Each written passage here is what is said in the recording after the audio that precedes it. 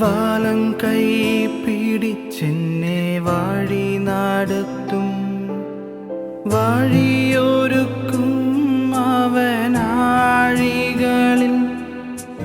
വാലം കൈ പിടിച്ചെന്നെ വഴി നടത്തും, വാതിലുകൾ പലതും അടഞ്ഞിടിലും വല്ലഭൻ പുതുവഴി തുറന്നിടുമേ. വാതിലുകൾ പലതും അടഞ്ഞിടിലും വല്ലഭൻ പുതുവഴി തുറന്നിടുമേ. Hello church, it's so good to see you all. God has you in the palm of his hand. Even though we are not able to see you in person, we are so happy that we are able to see you online. We welcome each and every one of you who are watching us live from various places.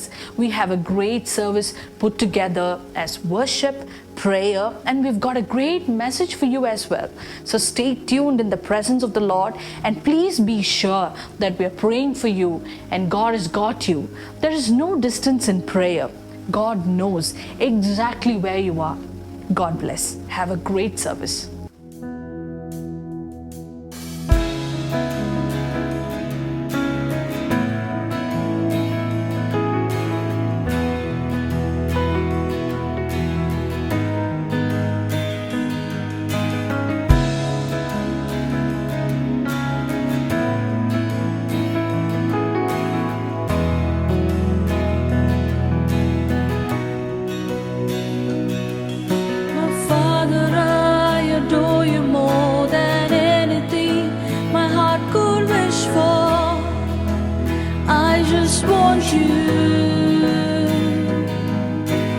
Jesus, my beloved Savior, everything I am, I owe to you. I owe it all to you. And angels come and adore you, and we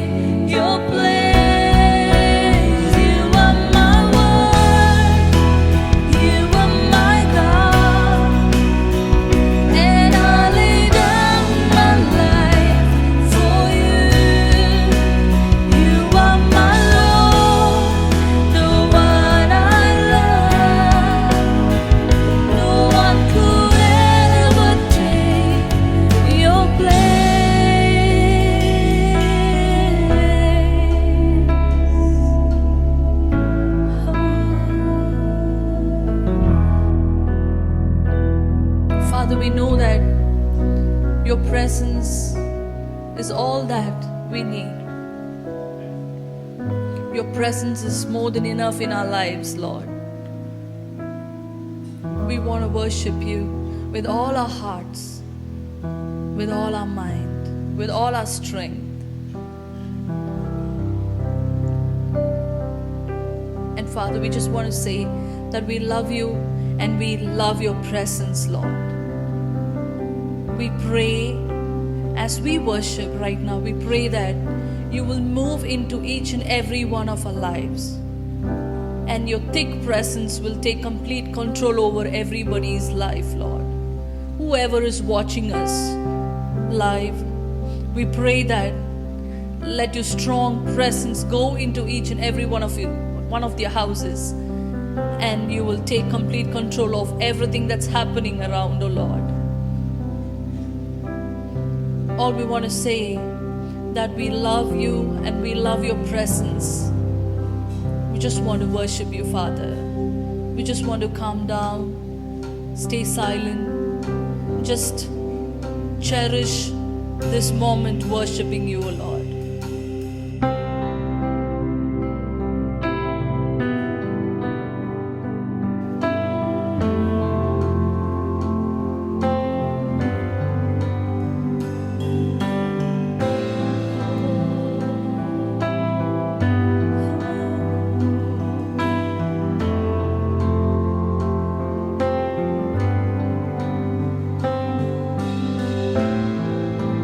All of my life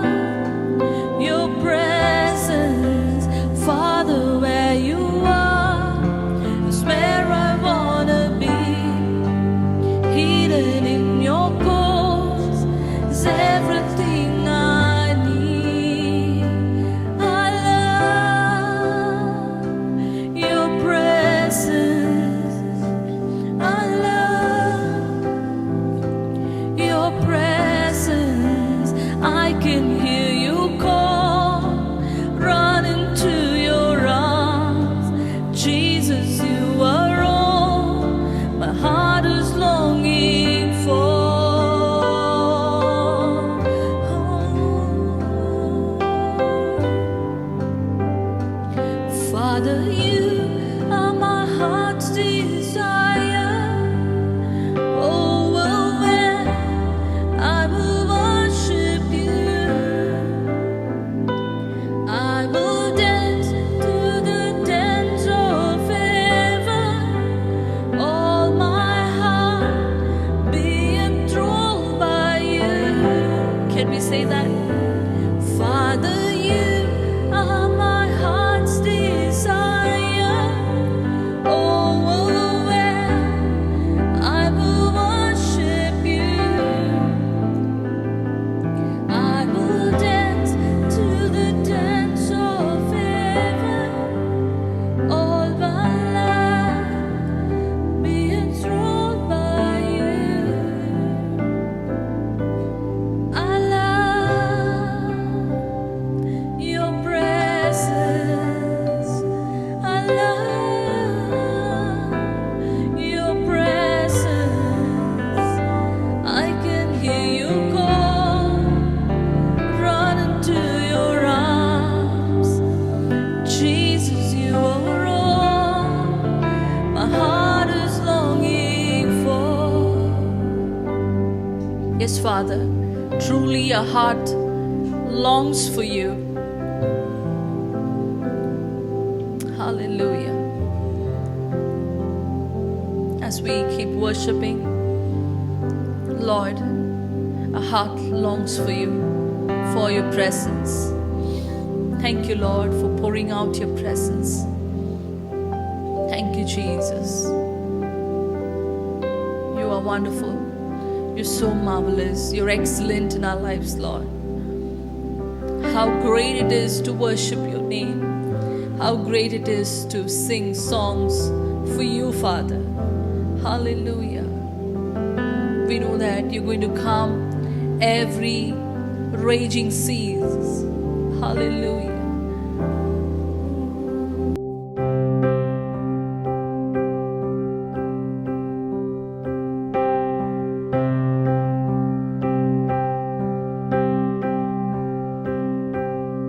தொல்லை கஷ்டங்கள் சூழ்ந்திடும், துன்பம் துக்கம் வரும், இன்பத்தில் துன்பம்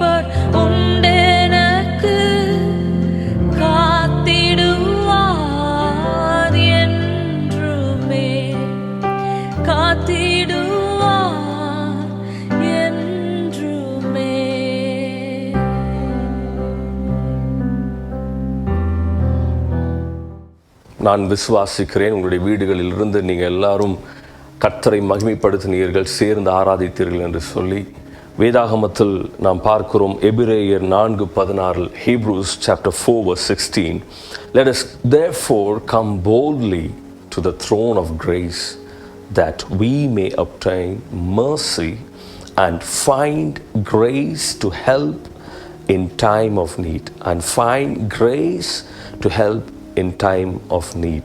தமிழில் வாசிக்கிறேன். ஆதலால் நாம் இரக்கத்தை பெறவும் ஏற்ற சமயத்தில் சகாயம் செய்யும் கிருபையை அடையவும் தைரியமாய் கிருபாசனத்தண்டையிலே சேரக்கடவும். தைரியமாய் கிருபாசனத்தண்டையிலே சேரக்கடவும். இந்த புதிய மாதத்திற்குள் கடந்து வந்திருக்கிற நாம் ஒவ்வொருவருக்கும் கர்த்தர் புதிய கிருபைகளை தரப்போகிறார். இதுவரைக்கும் நாம் செய்ய முடியாத காரியங்களை இந்த மாதத்தில் செய்யும்படியாய் ஆண்டவர் நமக்கு கிருபை செய்ய போகிறார். I believe that as we are in the brand new month of June, I believe that God is already giving you the grace to enable you to do greater things. The Bible says that grace does 4 things in our life. Firstly, this grace is a grace that saves us. நம்மை ரட்சிக்கிற கிருபை, நம்முடைய பாவ சுபாவங்களிலிருந்து பாவத்திலிருந்து நம்மை விலக்கி நம்மை ரட்சித்தது இந்த கிருபை தான். It is a grace that saved us. And secondly, this is a justifying grace. இந்த கிருபை நம்மை நீதிமான்களாக்கி இருக்கிறது, நம்மை நீதிப்படுத்தி இருக்கிறது. அவருடைய கிருபை நிமித்தமாய் இயேசு கிறிஸ்துவானவர் சிலுவையில் மரித்து அவருடைய இரத்தத்தின் மூலியமாய் நானும் நீங்களும் அவருடைய கிருபை பெற்றிருக்கிறோம். நாம் நீதிமானாகி இருக்கிறோம், நீதிமான்களாக்கப்பட்டிருக்கிறோம் அவருடைய கிருபையினால. This grace is not the freedom for us to go and sin, but this is a grace that has given us the freedom, from the sin. Hallelujah. So I believe that this grace is going to enable you. This grace is going to give you to greater things in your life. Thirdly, this grace teaches us. இந்த கிருபை நம்மை போதிக்கிறது, நமக்கு நாம் நடக்க வேண்டிய வழிகளை நமக்கு காண்பித்து தருகிறது. This grace will teach us, in which way we will have to walk. What is the thing that God has for us. கர்த்தர் நமக்காய் வைத்திருக்கிற காரியங்களுக்கு நேராய் கடந்து செல்வதற்கு நம்மை போதிக்கிற கிருபையாக இருக்கிறது. வேத வசனத்தில் பார்க்கிறோம், பரிசுத்த ஆவியானவர் உங்களிடத்தில் வரும்போது நீங்கள் புது பலன் அடைவீர்கள். When the Holy Spirit comes upon you, you will receive the strength. That's what the Bible says. And I believe that this month God is about to release His new grace into your homes right now as you're watching this broadcast. And fourth, we see that this grace is an enabling grace. இந்த கிருபை நம்மை பலப்படுத்துகிறது. அதாவது இதுவரைக்கும் நாம் பாடுபட்டு செய்ய முடியாத காரியங்கள், நிறைய காரியங்களை நம்முடைய பலத்தின் மூலியமாய் நாம் செய்ய நினைத்தோம். ஆனால் அவைகள் யாவும் நடக்காமலே போயிருக்கலாம்.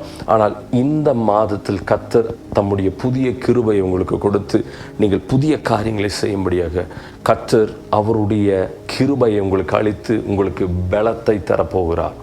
வேதவசனத்தில் பார்க்கிறோம், நம்முடைய பலவீனங்களில் அவருடைய பலன் பூர்ணமாய் விளங்கும், அவருடைய கிருபை நமக்கு போதும். The Bible says that God would release His grace, His strength upon all the weaknesses that we have. So this grace would enable you to do things that you have been struggling. Right. See, for a long period you have been waiting and you have been struggling and you were depending upon your own strength to do certain things. But today God is promising you that He is about to release a grace upon you in a way that you will do things in a greater way. You have been struggling and you have been trying and you have been striving, to do things, but you will thrive by this grace that God is enabling in your life. Amen. As you're watching from your home, I believe that a miracle is about to knock your home right now at your home. No matter where you're watching this broadcast from, நீங்கள் எங்கே இருந்தாலும் உங்களுடைய வீட்டின் கதவை இப்பொழுதே அவருடைய கிருபையினால் அவருடைய அற்புதத்தை நீங்கள் பெற்றுக்கொள்வீர்கள் என்பதில் எந்த விதமான சந்தேகமும் இல்லை. அப்போஸ்தலர் நடவடிக்கைகளிலே நாம் பார்க்கிறோம், நியூ டெஸ்டமெண்ட்ல பல இடங்களில் வீடுகளுக்குள்ளாய் அற்புதங்கள் நடந்தது என்று சொல்லி. ஆகவே இந்த நாட்களிலேயும் உங்களுடைய வீட்டில் கர்த்தர் அற்புதத்தை செய்ய விரும்புகிறார். The miracle is going to happen in your home. Do you believe this? We see in the Bible, in New Testament, that there were lots of miracles that took place in the homes when people, they gathered together, and when they praised God, when they worshiped the Lord, when they were meditating on the word, when they waited upon the Lord, the Bible says the Spirit of the Lord came upon them, and it enabled them to do greater things. Greater salvations happened in their homes. Miracles, supernatural things happened in their home. And I believe that even in this month, see, we already passed 5 months of 2020. No matter what happened in the last 5 months, I believe in this month of June, God is going to enable you, and He will give you the grace to do things in a greater way, in a better way, with all the wisdom from God. And let's pray together right now. நாம் எல்லாரும் சேர்ந்து ஜெபிக்க போகிறோம். அவருடைய கிருபைக்காய் நாம் காத்திருப்போம். அவருடைய கிருபாசன தண்டையில் புதிய பலனை ஆண்டவர் தருகிறார். ஏற்ற நேரத்தில் நமக்கு சகாயம் செய்யும் கிருபை நமக்கு தருகிறார். See, this grace is a grace that God is about to give it to you at the time of your need. நீங்கள் தேவையோடு இருக்கிற அந்த சமயத்தில் உங்களுக்கு தருகிற அவருடைய கிருபையை இந்த நாளில் நாம் பெற்றுக்கொள்ள போகிறோம். நம்ம எல்லாரும் சேர்ந்து ஜெபிக்கலாமா? பரலோகத்தின் நல்ல பிதாவே, இந்த காலை நேரத்தில், இந்த ஞாயிற்றுக்கிழமை காலை நேரத்தில் ஒன்றாய் நாங்கள் சேர்ந்து நம்முடைய சமூகத்திற்கு முன்பாக வருகிறோம். ஏற்ற நேரத்தில் எங்களுக்கு உதவி செய்யும் கிருபையின் இடத்திற்கு நாங்கள் கடந்து வருகிறோம். உம்மை நோக்கி பார்க்கிறோம். உம்முடைய சிலுவையின் மூலியமாய் எங்களுக்கு புதிய வாழ்வை கர்த்தர் கொடுத்திருக்கிறதற்காக நன்றி செலுத்துகிறோம். இந்த காலை நேரத்தில் எங்களை பார்த்து கொண்டிருக்கிற எல்லா குடும்பங்களை கர்த்தர் ஆசீர்வதிப்பீராக. இந்த ஜூன் மாதம் மிகுந்த ஆசீர்வாதத்தினால் தங்களுடைய வீடுகள் யாவும் நிரப்பப்படுவதாக என்று சொல்லி நாங்கள் ஜெபிக்கிறோம். சரீரத்தில் சுகம், ஆண்டவரே, பொருளாதார தேவைகளில் கர்த்தருடைய ஆசீர்வாதம், அது மாத்திரமல்லாமல் உறவுகளில் கர்த்தருடைய ஆசீர்வாதத்தை இந்த மாதத்தினுடைய பிள்ளைகள் பார்க்கும்படியாய் அடியே நான் ஆசீர்வதித்து ஜெபிக்கிறேன். Lord, we pray together for those who are watching us online this morning on this Sunday.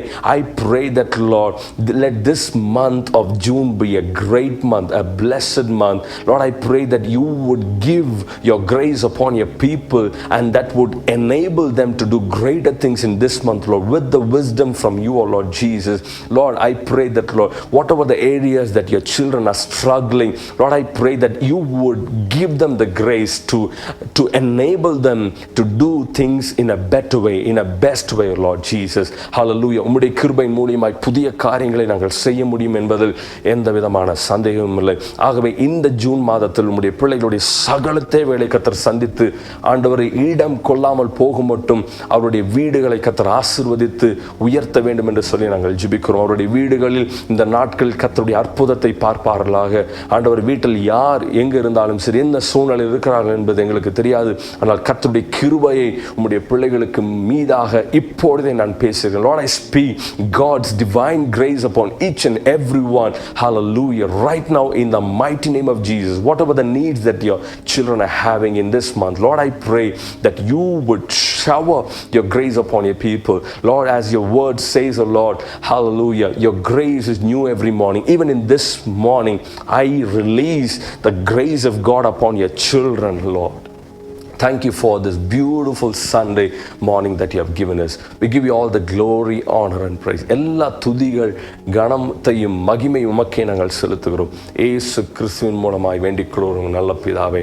In Jesus' mighty name we pray, and all God's people said, Amen, Amen, Amen. ஆண்டவராகிய இயேசு கிறிஸ்துவின் இனிய நாமத்தில் இந்த காலை வேளையிலே உங்கள் அனைவருக்கும் என்னுடைய அன்பான வாழ்த்துக்களை தெரிவித்துக் கொள்கிறேன். இன்றைய நாளிலே தேவனுடைய விலையேறப்பெற்ற கிருபையினாலே கர்த்தருடைய வார்த்தைகளை நாம் கேட்க இருக்கிறோம். தேவன் அவருடைய வார்த்தைகளை கொண்டு நம்மோடு இந்த காலை வேளையிலே பேச இருக்கிறார். நாம் ஒரு எதிர்பார்ப்போடு அவருடைய வார்த்தைகளுக்காக இந்த நாளிலே நாம் ஆவலோடு இருக்கும்போது அவர் நம்மோடு பேசுவார். இந்த மாதத்திலே ஆண்டவர் நமக்கு கொடுக்கிற வாக்குத்தத்தம், கர்த்தர் நித்தமும் உன்னை நடத்தி மகா வறட்சியான காலங்களில் உன் ஆத்துமாவை திருப்தியாக்கி உன் எலும்புகளை நினமுள்ளதாக்குவார். நீ நீர்ப்பாய்ச்சலான தோட்டத்தைப் போலவும் வற்றாத நீரூற்றைப் போலவும் இருப்பாய். ஏசாயா 58:11 வசனம். இந்த மாதத்திலே கர்த்தர் சொன்ன தம்முடைய வாக்குத்தத்தத்தின் படியே உங்களையும் குடும்பத்தையும் அவர் மிக அருமையாக ஆசீர்வதிப்பார் என்பதில் எந்த விதமான சந்தேகமே இல்லை. இம்மட்டும் நம்மை வழி நடத்தின தேவன் இனியும் இந்த நாட்களிலே நம்மை நடத்துவார், நம்மை ஆசீர்வதிப்பார், தம்முடைய திருக்கரத்தினால் நம்மை தாங்குவார். பயப்படாமல் விசுவாசத்திலே முன்னேறி செல்லும்படியாக கர்த்தர் இந்த நாட்களிலே உங்களுக்கு உதவி செய்வாராக. இன்றைய நாளிலே விசேஷமாக கர்த்தருடைய செய்தியை கொண்டு வருகிற அருமையான கர்த்தருடைய தாசன் போதகர் ஜான் டி பிரிட்டோ, பெத்தேல் புதுவாழ்வு சபை, ஆஸ்திரேலியா, அவர்களுக்காக நான் கர்த்தரை துதிக்கிறேன். அவருடைய செய்திகள் நான் பலமுறை கேட்டிருக்கிறேன். விசுவாசத்தை தட்டி எழுப்பக்கூடிய, விசுவாசத்தை தரக்கூடிய அருமையான செய்திகளை அவர் இன்றைய நாளிலே நம்முடைய மத்தியிலே வழங்க இருக்கிறார்.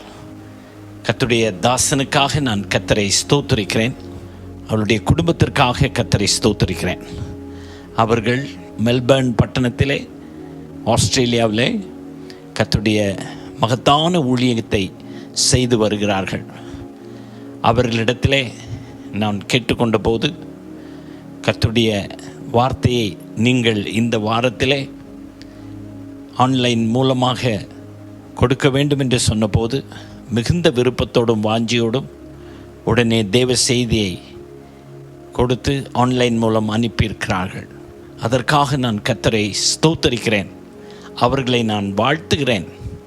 அவர்கள் குடும்பத்தை கர்த்தர் அதிகமாய் ஆசீர்வதித்து அந்த தேசத்திலே அவர்களை பலுகி பெருக செய்வாராக. இன்னும் அநேக ஆயிர ஆத்துமாக்களுக்கு கர்த்தருடைய தாசன் கொடுக்கிற செய்தி மிகவும் ஆசீர்வாதமாக இருப்பதாக என்று சொல்லி மீண்டும் அவர்களை நாங்கள் இந்த திருச்சபையின் சார்பாக வாழ்த்துகிறோம், ஆசீர்வதிக்கிறோம். இப்பொழுது கர்த்தருடைய தாசன் கொடுக்கிற செய்தியை நீங்கள் கேட்டு கர்த்தருக்குள் பலப்பட உங்களை நான் வேண்டிக் கொள்கிறேன். ஆமென்.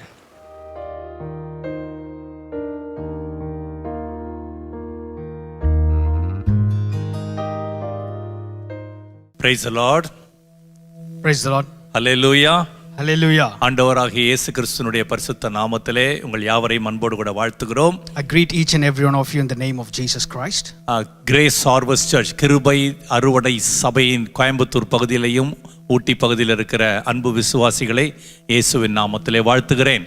I greet each and every one of you people in this from Grace Harvest Church from Coimbatore and Kotagiri. பிரியமான சகோதர சகோதரிகளே, அருமையான மூத்த ஊழியக்காரர் ரெவரண்ட் எலியேசர் அவர்களுக்கும் அவருடைய அன்பு மனைவி அன்பு சகோதரி மேரி குட்டி அவர்களுக்கும் இயேசுவின் நாமத்திலே வாழ்த்துக்களை சொல்லிக் கொள்கிறேன். I also greet Reverend Eliezer and Reverend Mary Kuti. அதோடு கூட அவர்களோடு கூட இணைந்து ஊழியம் செய்கிற அருமையான மகன் பிளஸன், மருமகள் ஃபின்சி, அன்பான மகன் கிப்சன், மருமகள் எஸ்லின், மகள் பிளஸ்ஸி, மருமகன் ஃபெபின், இந்த அருமையான ஊழிய குழுவுக்கு நான் இயேசுவின் நாமத்திலே நன்றியை சொல்லிக் கொள்கிறேன். And I also thank Blesson and Fincy, Gibson and Eslin, Blessy and Febin. பிரியமான சகோதர சகோதரிகளே, பெத்தேல் திருச்சபை மெல்பர்ன் ஆஸ்திரேலியாவிலிருந்து உங்களுக்கு எங்கள் வாழ்த்துக்களை சொல்லிக் கொள்கிறோம். We bring you greetings from Bethel New Life Christ Church from Melbourne. அருமையான சகோதர சகோதரிகளே, அந்த சபையினுடைய போதகராக அடியே நீங்க ஊழியம் செய்து கொண்டிருக்கிறேன். இன்றைக்கு என்னோடு கூட ஆங்கிலத்திலே மொழிபெயர்க்க அன்பு மகன் ஜஸ்டின் என்னோடு கூட இருக்கிறார். எங்கள் இருவருடைய வாழ்த்துக்களை உங்களுக்கு மீண்டும் சொல்லிக் கொள்கிறோம். We also bring greetings from Pastor and Brother Justin who is doing the translation. பிரியமான சகோதர சகோதரிகளே, இன்றைக்கு விசுவாசத்தில் வளருவதை குறித்து உங்களோடு கூட நான் பேச விரும்புகிறேன். Beloved people, tonight I'm going to talk about growing in faith. விசுவாசத்தில் இன்றைய காலகட்டத்திலே திருச்சபைக்கு மிக அதிகமான ஒரு தேவையான காரியம் விசுவாசம். Today the most essential thing for a church is the faith. அதற்கு ஆதாரமாக லூக்கா சுவிசேஷம் 1ஆம் அதிகாரம் 45வது வசனத்தை நான் உங்களோடு கூட வாசிக்க விரும்புகிறேன். I would like to read Gospel of Luke chapter 1 and the verse 45 with you. விசுவசித்தவளே பாக்கியவதி, கர்த்தராலே அவளுக்கு சொல்லப்பட்டவைகள் நிறைவேறும் என்றான். Blessed is she who believed, for there will be a fulfillment of those things which were told her from the Lord. அருமையான சகோதர சகோதரிகளே, மரியாள் என்கிற ஒரு கன்னி பெண்ணுக்கு பரலோகம் ஒரு முக்கியமான காரியத்தை சொன்னது. For Mary the Virgin, the heaven told an important thing. அந்த காரியம், பரலோகத்திலிருந்து சொல்லப்பட்ட காரியம், அருமை அந்த கன்னி மரியாளுக்கு சிந்தனைக்கு கூட விளங்காத காரியம். That incident which was told by heaven to Virgin Mary was beyond her human comprehension. உலக பிரகாரமாக அப்படிப்பட்ட ஒரு காரியம் நடப்பதற்கு எந்த சாத்தியக்கூறும் கிடையாது. There is no possibility of that thing to happen in the world. ஆனால் இல்லாதவைகளை இருக்கிறது போல அழைக்கிற தேவனிடத்திலிருந்து அந்த வார்த்தை வந்ததாலே கன்னி மரியாள் அதை அப்படியே விசுவாசித்தார்கள்.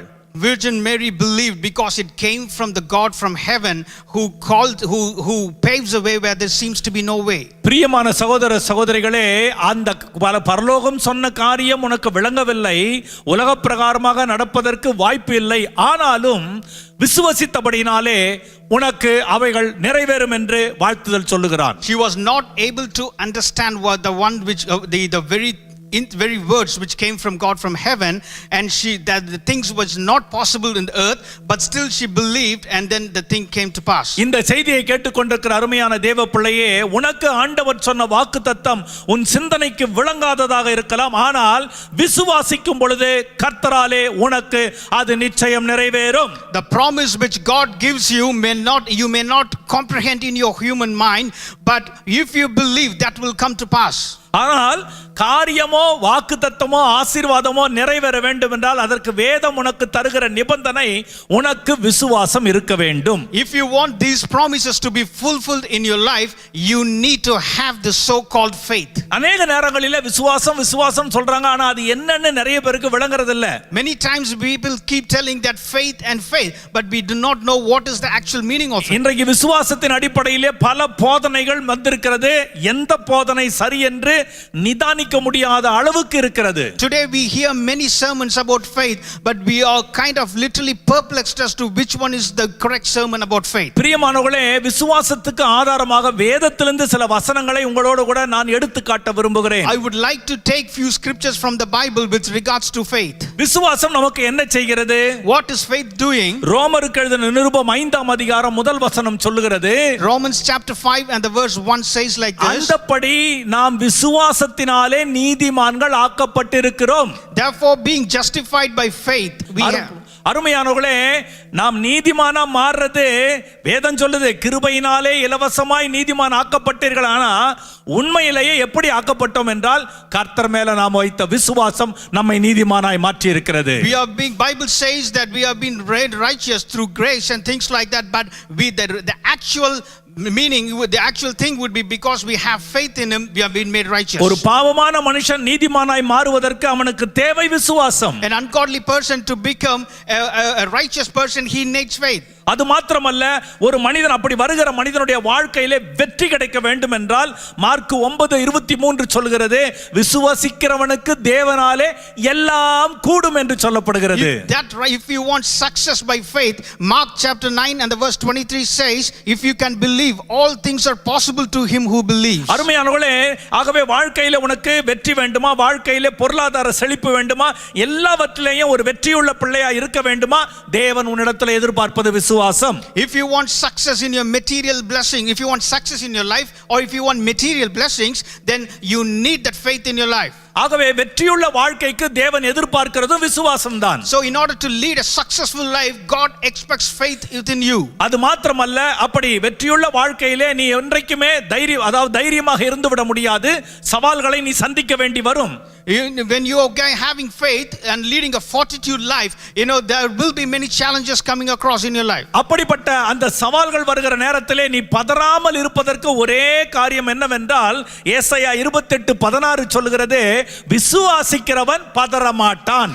Isaiah 28 and the verse 16 says that those who have faith will not stumble. அருமையான சகோதர சகோதரிகளே, இந்த கொரோனா வைரஸ் வந்த நாட்களிலே அநேகம் பேர் பலவிதமான செய்திகளை கேட்டு மனதுக்குள்ளே பதறி போயிருப்போம். We have been perplexed and we have been literally, gripped with fear because of this corona days. ஆனால் இயேசுவின் நாமத்தில் நான் சொல்லுகிறேன், கர்த்தருடைய பிள்ளையாகிய உனக்கும் எனக்கும் ஒரு பெரிய பாதுகாப்பு உண்டு. அது இயேசு கிறிஸ்துவின் மேலே நீ வைக்கிற விசுவாசமும் அவருடைய இரத்தத்தின் பாதுகாப்பும். But I tell you, in the name of Jesus Christ, you have a kind of a hedge over your life. That is because the faith that you have within him. விசுவாசம் என்பது இந்த உலகத்தோடு முடிந்து போகிற காரியம் அல்ல. Faith is not something that ends within this world. விசுவாசம் பரலோகத்திலேயும் பேசப்படுகிற காரியமாக இருக்கிறது. Faith is something which has been spoken even in heaven. நம்முடைய கர்த்தராகிய இயேசு கிறிஸ்து வெகு சீக்கிரத்திலே மத்திய வானத்திலே வரப்போகிறார். Our God Jesus Christ is going to come in the middle of the heaven. இன்றைக்கு உலகத்தில் நடக்கிற சம்பவங்களிலே அநேகம் பேர் இதை குறித்து சிந்தனை இல்லாமல் இருக்கலாம். ஆனால் இயேசுவின் நாமத்திலே நான் சொல்கிறேன், நம்முடைய கர்த்தராகிய இயேசு கிறிஸ்து சீக்கிரம் மத்திய வானத்திலே வெளிப்படுவார். In this pandemic situation, most people don't realize about this, but I tell you in the name of Jesus Christ that he is going to come and we are going to be seeing him in the heavens. அப்படி என்றால் அவர் வரும் பொழுது எனக்கு என்ன நடக்கும்? What is going to happen when he comes? 1 பேதுரு 1:7 சொல்லுகிறது. 1 Peter chapter 1 and the verse 7 says, அழிந்து போகிற பொன் அக்னியினாலே சோதிக்கப்படும், அதை பார்க்கிலும் அதிக விலையேற பெற்றதாயிருக்கிற உங்கள் விசுவாசம் சோதிக்கப்பட்டு இயேசு கிறிஸ்து வெளிப்படும் பொழுதே உங்களுக்கு புகழ்ச்சியும் கனமும் மகிமை உண்டாக காணப்படும். That the trial of your faith, being much more precious than of gold that perisheth, though it be tried with fire, might be found unto praise and honor and glory at the appearing of Jesus Christ. Hallelujah. Hallelujah. Hallelujah. Hallelujah. இயேசு கிறிஸ்து வெளிப்படும் போது உனக்கு ஒரு புகழ்ச்சி வேண்டுமா? When the revelation of Jesus Christ, do you want a kind of a honor? இயேசு கிறிஸ்து வானத்திலே வெளிப்படும் போது உனக்கு ஒரு மகிமை வேண்டுமா? Do you want, when Jesus Christ appears in the heaven, appears in the sky, do you want a glory? இயேசு கிறிஸ்து வெளிப்படும் பொழுது அவர் தன் வாயினாலே உன்னை கனம் பண்ண வேண்டுமா? When the revelation of Jesus Christ is happening, do you want him to praise you? உன்னை எதன் அடிப்படையில் தெரியுமா கர்த்தர் அந்த காரியங்களை செய்வாரே? உனக்குள்ள இருக்கிற விசுவாசத்தின் அளவை பார்த்துதான். On what conditions or what circumstances he will do, he will measure based on your faith that you have. ஆனால் இந்த காலகட்டத்தில் பிரச்சனை என்னன்னு சொன்னா, அந்த விசுவாசம் தான் இன்றைக்கு சோதனைக்குள்ளாக்கப்படுகிறது. But this faith is what is bringing us into kind of trials and things like that. பாருங்கள், ஆண்டவராகிய கர்த்தர் ஜெபத்தை குறித்து ஒரு ஓமையை சொல்லுகிறார். Here by Jesus, God says a parable about the faith. அருமையானவர்களே, லூக்கா 18ஆம் அதிகாரத்தில் சோர்ந்து போகாமல் எப்பொழுதும் ஜெபம் பண்ண வேண்டும் என்பதை குறித்து சொல்லுகிறார். In Luke chapter 18 he says that we should kind of pray without sleep or slumber. அதற்கு ஒரு ஓமையை சொல்லும் பொழுது அந்த 18ஆம் அதிகாரம் 7வது வசனத்திலே, அந்தப்படி தேவன் தம்மால் தெரிந்து கொள்ளப்பட்டவருடைய விஷயத்திலே நீடிய பொறுமை உள்ளவராயிருந்து அவர்களுக்கு நியாயம் செய்யாமல் இருப்பாரா? சீக்கிரத்திலே நியாயம் செய்வார் என்று சொல்லுகிறார். Here in Luke chapter 18 and the verse 7, it says that he is going to bring a kind of a judgment hastily and speedily. அருமையான சகோதர சகோதரிகளே, அப்படி சொல்லும் பொழுது அதே 8ஆம் அதிகாரத்தில் சொல்லுகிறார், ஆகிலும் மனுஷகுமாரன் வரும்போது பூமியிலே விசுவாசத்தை காண்பாரோ என்று சொல்லுகிறார். In the 8th verse he says, nevertheless when the son of man cometh, shall he find faith on the earth. அருமையானவர்களே, விசுவாசிகளை பார்ப்பாரான்னு சொல்லல, விசுவாசத்தை பார்ப்பாரா என்று சொல்லுகிறார். He didn't say here that he is going to see the believer, but he is going to see the believeness, the faith in them. அருமையான சகோதர சகோதரிகளே, beloved brothers and sisters, ஆண்டவராக இயேசு கிறிஸ்து இந்த உலகத்திலே வருவதற்கான நிறைய அடையாளங்களை நீங்கள் கேட்பீர்கள். You might have heard the many signs about the second coming of God. இதை குறித்து பல பிரசங்கங்களை நீங்கள் டிவி மூலமாக நேரடியாக நீங்கள் கேட்டிருக்கலாம். You might have heard many sermons with regards to this. இன்றைக்கு இயேசு கிறிஸ்துவினுடைய வருகையை குறித்து பலவிதமான கருத்துக்கள் நிலவிக் கொண்டிருக்கின்றன. There are many kind of teachings about the second coming of Jesus Christ. இயேசு கிறிஸ்துவினுடைய வருகைக்கு வேதத்திலே சொல்கிற ஒரு அடையாளத்தை நான் உங்களுக்கு சொல்லுகிறேன். But I'm going to tell you today about the sign, one sign of the second coming. 2 தெசலோனிக்கேயரின் புத்தகம் 2ஆம் அதிகாரம் 3வது வசனத்தை வாசித்து பாருங்க. 2 Thessalonians chapter 2 and the verse 3. எவ்விதத்தினாலும் ஒருவனும் உங்களை மோசம் போக்காதபடிக்கு எச்சரிக்கையாய் இருங்கள், ஏனெனில் விசுவாச துரோகம் முந்தி நேரிட்டு கேட்டின் மகனாகிய பாவ மனுஷன் வெளிப்பட்டால் ஒழிய அந்த நாள் வராது. Let no man deceive you by any means, For that day shall not come, except there come a falling away first, and that man of sin be revealed, and the son of perdition. தெசலோனிக்கேயருடைய சபையில் இருக்கிற விசுவாசிகளுக்கு ஒரு பெரிய பிரச்சனை இருந்தது. The believers of the church, the Thessalonian church, had a bit of trouble. அவர்கள் எல்லாரும் என்னவென்றால் ஆண்டவர், அதாவது நிறைய குழப்பங்கள், விசுவாச குழப்பங்கள், ஆண்டவருடைய வருகையை குறித்து, மற்ற காரியங்களை குறித்து, உலகத்தின் முடிவை குறித்து நிறைய குழப்பங்கள் அவர்களுக்கு இருந்தது. They had many confoundment and perplexions with regards to the second coming of Christ and the doomsday. அப்படிப்பட்ட நேரத்திலே பரிசுத்த பவுல் அவர்களுக்கு உற்சாகமூட்டும்படியாக தேவனுடைய வருகையை குறித்து பல ரகசியங்களை அந்த சபைக்கு எழுதுகிறார். And here Apostle Paul writes to that church with regards to the secrets of the the perplexions that they had. அந்தி கிறிஸ்துவை அவர் சொல்லும் பொழுது கேட்டின் மகன் என்று சொல்லுகிறார். And here he says about, when he says about the antichrist, he says that the son of perdition. அருமையான சகோதர சகோதரிகளே, அந்த கேட்டின் மகனாகிய பாவ மனுஷன் எப்பொழுது வெளிப்படுவான் என்று சொன்னால் அவர் சொல்லுகிறார், முதல்ல ஒரு துரோகம் நடக்கணும். அந்த துரோகம் எதுல நடக்கணும்னு சொன்னா விசுவாசத்துல நடக்கும் என்று சொல்லுகிறார். And this son of perdition, of man of sin, when this happens, when there comes a falling away first. பிரியமானவர்களே, ஆகவே இந்த காலகட்டத்தில் விசுவாசத்தில் நிறைய குழப்பங்களை நாம் பார்க்கிறோம். In these days we are seeing many perplexions with regards to faith. குறிப்பாக தமிழ்நாட்டில் இருக்கிற அநேக தேவ பிள்ளைகளை, விசுவாசிகளை உங்களுக்கு நான் இயேசுவின் நாமத்தில் சொல்லுகிறேன், உங்களை பார்த்து நான் பரிதாபப்படுகிறேன். And I'm kind of literally having pity over your people because of these confusions happening in Tamil Nadu. ஏனென்று சொன்னால் நிறைய காரியங்கள், நிறைய வித்தியாசமான காரியங்களை நீங்கள் தினமும் கேட்டுக்கொண்டிருக்கிறீர்கள். அதனால் எது சரி என்று நிதானிக்க முடியாத அளவுக்கு உங்களுக்கு பிரச்சனை இருக்கிறது. There are many sermons talking in different angles and different dimensions. You are literally perplexed and you do not know which one is right and which one is wrong. வேத வசனத்தை ஒழுங்கும் கிரமமாக வாசிக்கிற அந்த அனுபவத்திலிருந்து ஜனங்கள் விலகி அநேக வீடியோக்களை பார்க்கிற காரியங்களுக்குள்ளே தங்கள் மனதை செலுத்துகிற ஒரு விசுவாச குழப்பத்துக்குள்ளே இன்றைக்கு ஜனங்கள் இருக்கிறார்கள். People have went astray from reading the Bible properly and getting those insights out of it, and they have gone into many perplexions and confoundments. ஒரு காரியத்தை ஒரு வேத வசனத்தை குறித்து தெரிய வேண்டுமா, வசனத்தை வாசிப்பதை விட அந்த வசனத்துக்கு யாராவது விளக்கம் சொன்னார்களா அதை பார்த்து தெரிந்து கொள்ளுகிற இப்படிப்பட்ட அனுபவங்களுக்குள்ளே தான் இன்றைக்கு ஜனங்கள் தங்களுடைய இருதயத்தை அமைதிப்படுத்திக் கொள்கிறார்கள். Today people are resting in all those teachings and preachings instead of reading the Bible. என் அருமையான சகோதர சகோதரிகளே, beloved people, ஆண்டவராகிய கர்த்தர் வேத வசனத்தில் சொல்லுகிறதை உங்களுக்கு சொல்லுகிறேன். I am talking to you what the God has told you in the Bible. சங்கீதக்காரன் சொல்லுகிறான், Psalmist David says like this, உமது வேதத்தில் உள்ள அதிசயங்களை பார்க்கும்படி என் கண்களை திறந்தருளும் என்று சொல்லுகிறான். He says that open my eyes to see the marvelous works of you. Hallelujah, hallelujah, hallelujah, hallelujah. இன்றைக்கு ஆண்டவருடைய மகத்துவங்கள் தெரிய வேண்டுமா? Do you want to see those marvelous things of Christ? ஆண்டவருடைய அதிசயங்களை பார்க்க வேண்டுமா? You want to see those wonderful things of Christ? உன்னை குறித்த தேவனுடைய சித்தம் என்ன என்பதை அறிய வேண்டுமா? Do you want to know what is the will of God in your life? YouTube திறக்காத. Don't open the YouTube. TV திறக்காத. Don't open the TV. Facebook திறக்காத. Don't open the Facebook. முதலாவது வேத புத்தகத்தை திறக்கிற அனுபவம் உனக்குள்ள வரட்டும். First you have to have the experience of opening the Bible. Hallelujah, hallelujah, hallelujah, hallelujah. அருமையான சகோதர சகோதரிகளே, beloved brothers and sisters, விஞ்ஞானமும் மற்றும் தொழில்நுட்பங்களுக்கு விரோதமாய் பேசுகிறவன் நான் அல்ல. I'm not a person who talk against the scientific and all those new novelty stuff. பிரியமானவர்களே, நான் எதை சொல்லுகிறேன் என்று சொன்னால் அவைகள் எல்லாம் நமக்கு நல்லதுதான். ஆனால் அவைகள் நம்மை சத்தியத்திற்குள் நடத்தக்கூடாது.